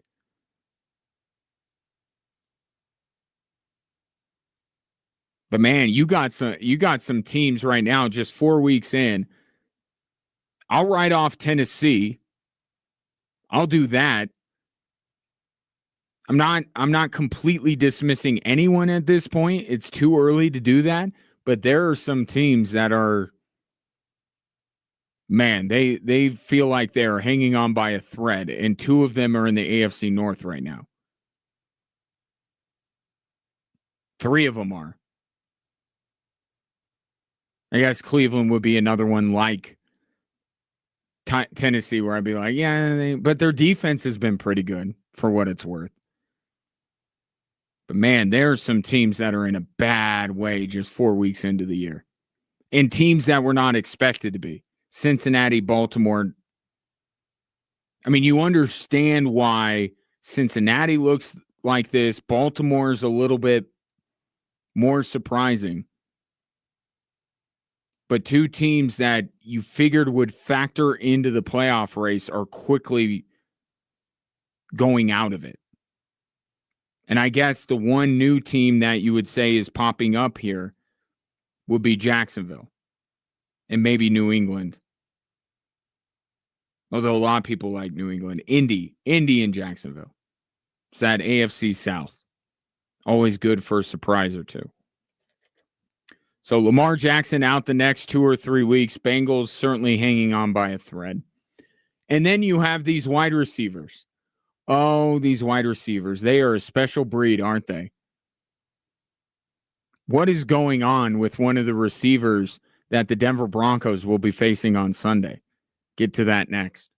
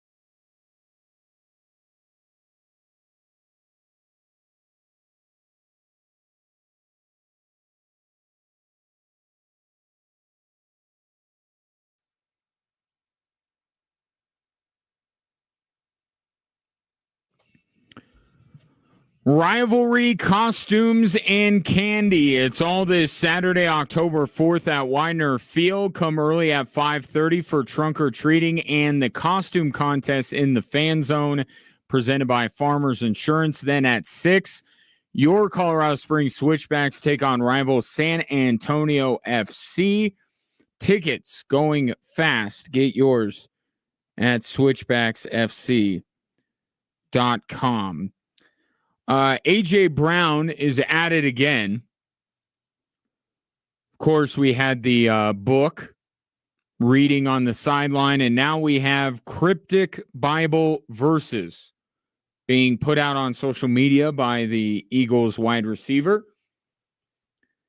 Apparently, it was Mark 6:11 for interested parties, but it reads, "If you're not welcome, not listened to, quietly withdraw, don't make a scene, shrug your shoulders, and be on your way." Of course, I'm not the first person to point this out, even on this radio station today, but it bears repeating. By tweeting that out or putting that out on Instagram, you are in fact causing the very scene that Bible verse says don't create.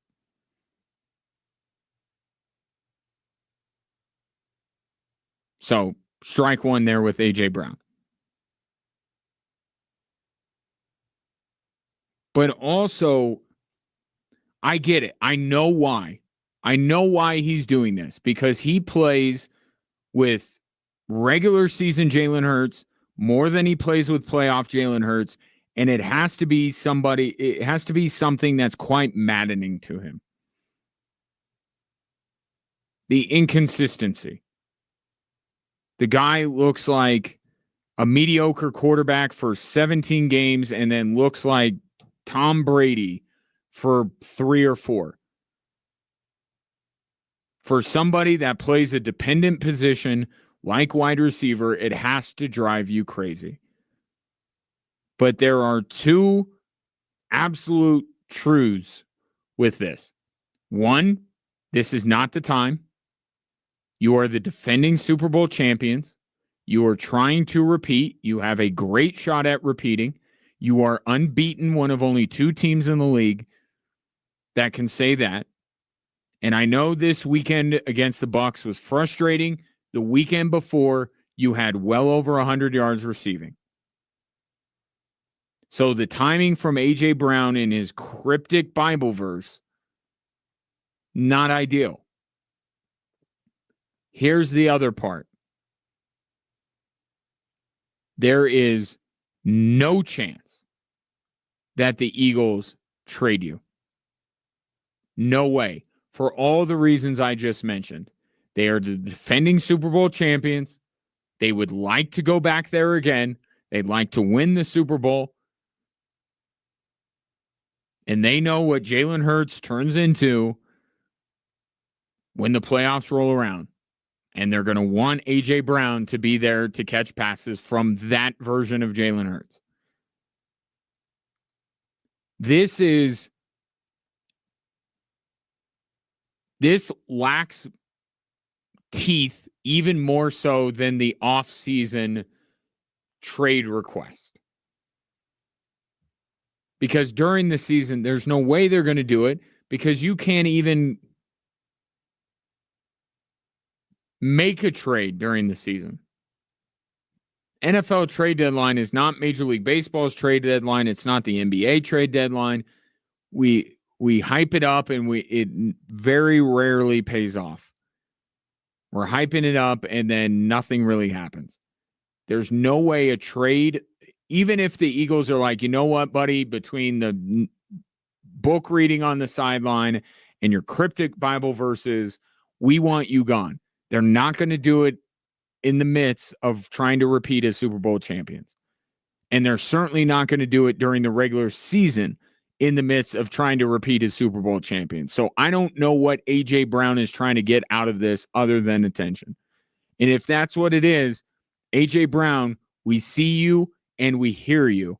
And we understand that you are probably rightly frustrated that one week to the next, you don't know if Jalen Hurts is going to be able to deliver a forward pass accurately in your direction. I understand that. I watch it. I talk about it on this show. But you're not going anywhere. Maybe this offseason, maybe this is laying the groundwork. And this offseason, maybe you can force something to happen if the Eagles fail to repeat and they look around and decide, hey, we got to retool a little bit. But it's we're heading into week 5, A.J. Brown. Like, did you think Jalen Hurts turned a corner in the Super Bowl and he wasn't going to be the guy he's always been? And I promise you, if the Eagles win his Super Bowl, A.J. Brown's going to be happy. He's going to be celebrating. Why don't you just hold tight and not cause a distraction for your football team that has things going pretty well right now, even with the deficiencies of the quarterback? You're winning games.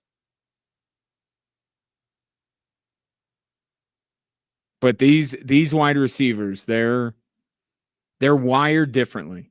You saw Jamar Chase get in Zach Taylor's face last night over his frustration.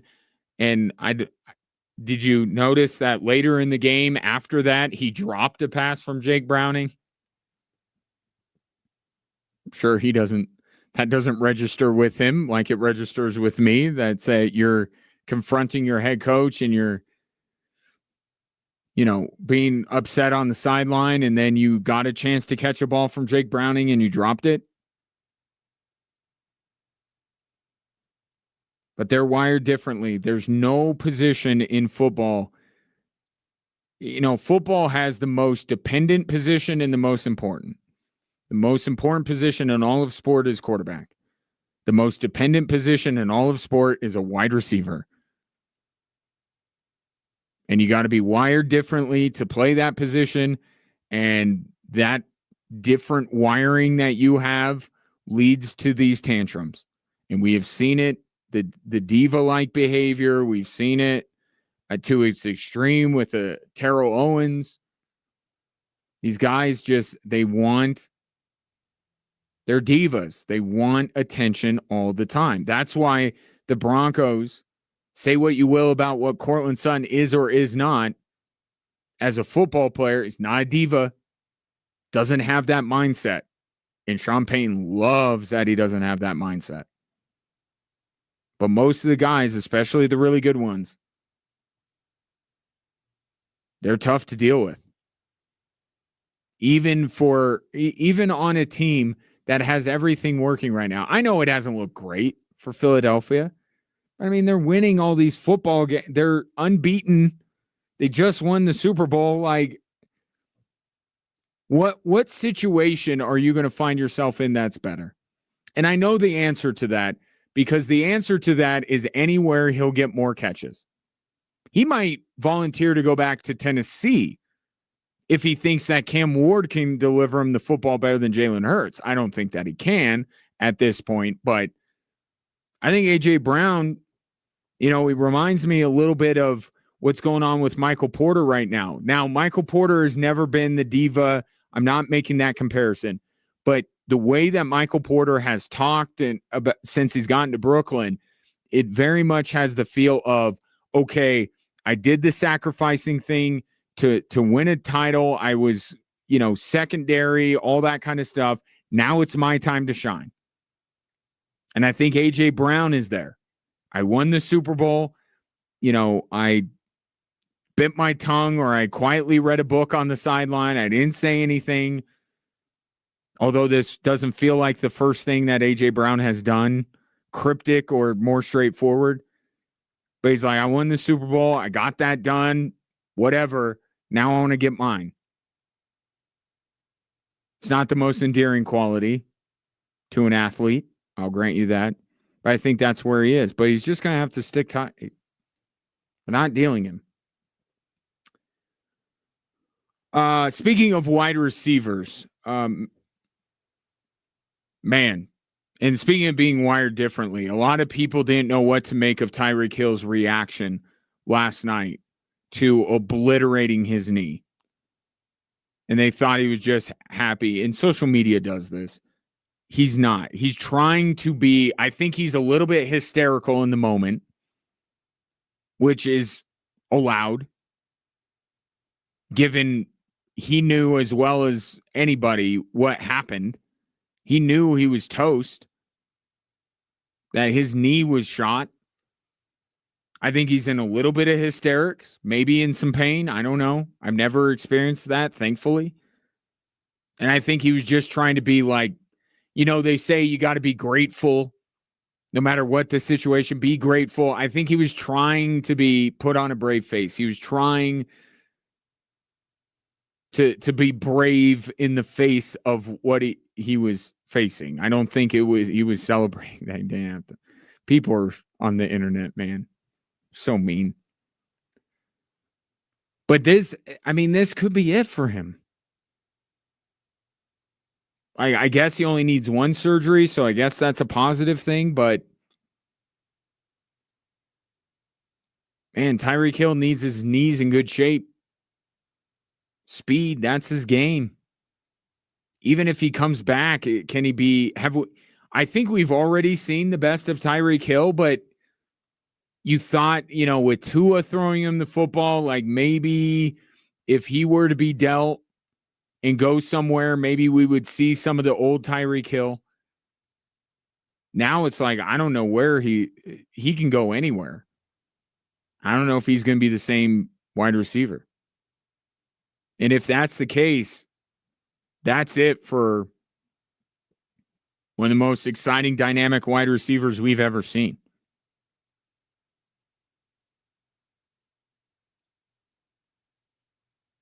I mean, even in victory, things not going well for the Miami Dolphins. Before I go, I'm going to share a quick word from our friends, Synergenex, Low T Center. Let's talk about the real MVPs when it comes to testosterone replacement therapy, should we? Synergenex and Low T Center. These guys have been changing lives for over a decade, and that's not hyperbolic. Think about it. If low testosterone is causing you to be moody or lacking energy, think about the number of aspects of your life that impacts. So by boosting that, by getting back to your old self, that is literally changing your life. And they've done it for over a decade. They're the original pros in the game, and while plenty of others have jumped in, Synergenex and Low T Center continue to lead with the most medically driven, results-focused care out there. They're not just treating symptoms, they're restoring lives. Their approach is all about helping you feel stronger, sharper, and more energized. So don't wait. Get into a center, get your test, and start your journey back to feeling like yourself again. You'll be wishing you did it sooner. Visit trtmvp.com. That's trtmvp.com. Synergenex and Low T Center, the original MVPs of TRT. It's been my pleasure to serve you. Appreciate the time you have taken. Any moment you spend listening to the show, I am eternally grateful for that. Appreciate the interaction as well. We'll reconvene tomorrow, maybe a bit more on the Bengal game, but I think more about looking forward to Philadelphia.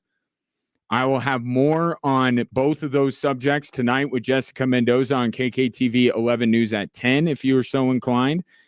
Coming up next, it's hockey season, baby. Frank Serratori Show coming up at the top of the hour here on Extra Sports 1300.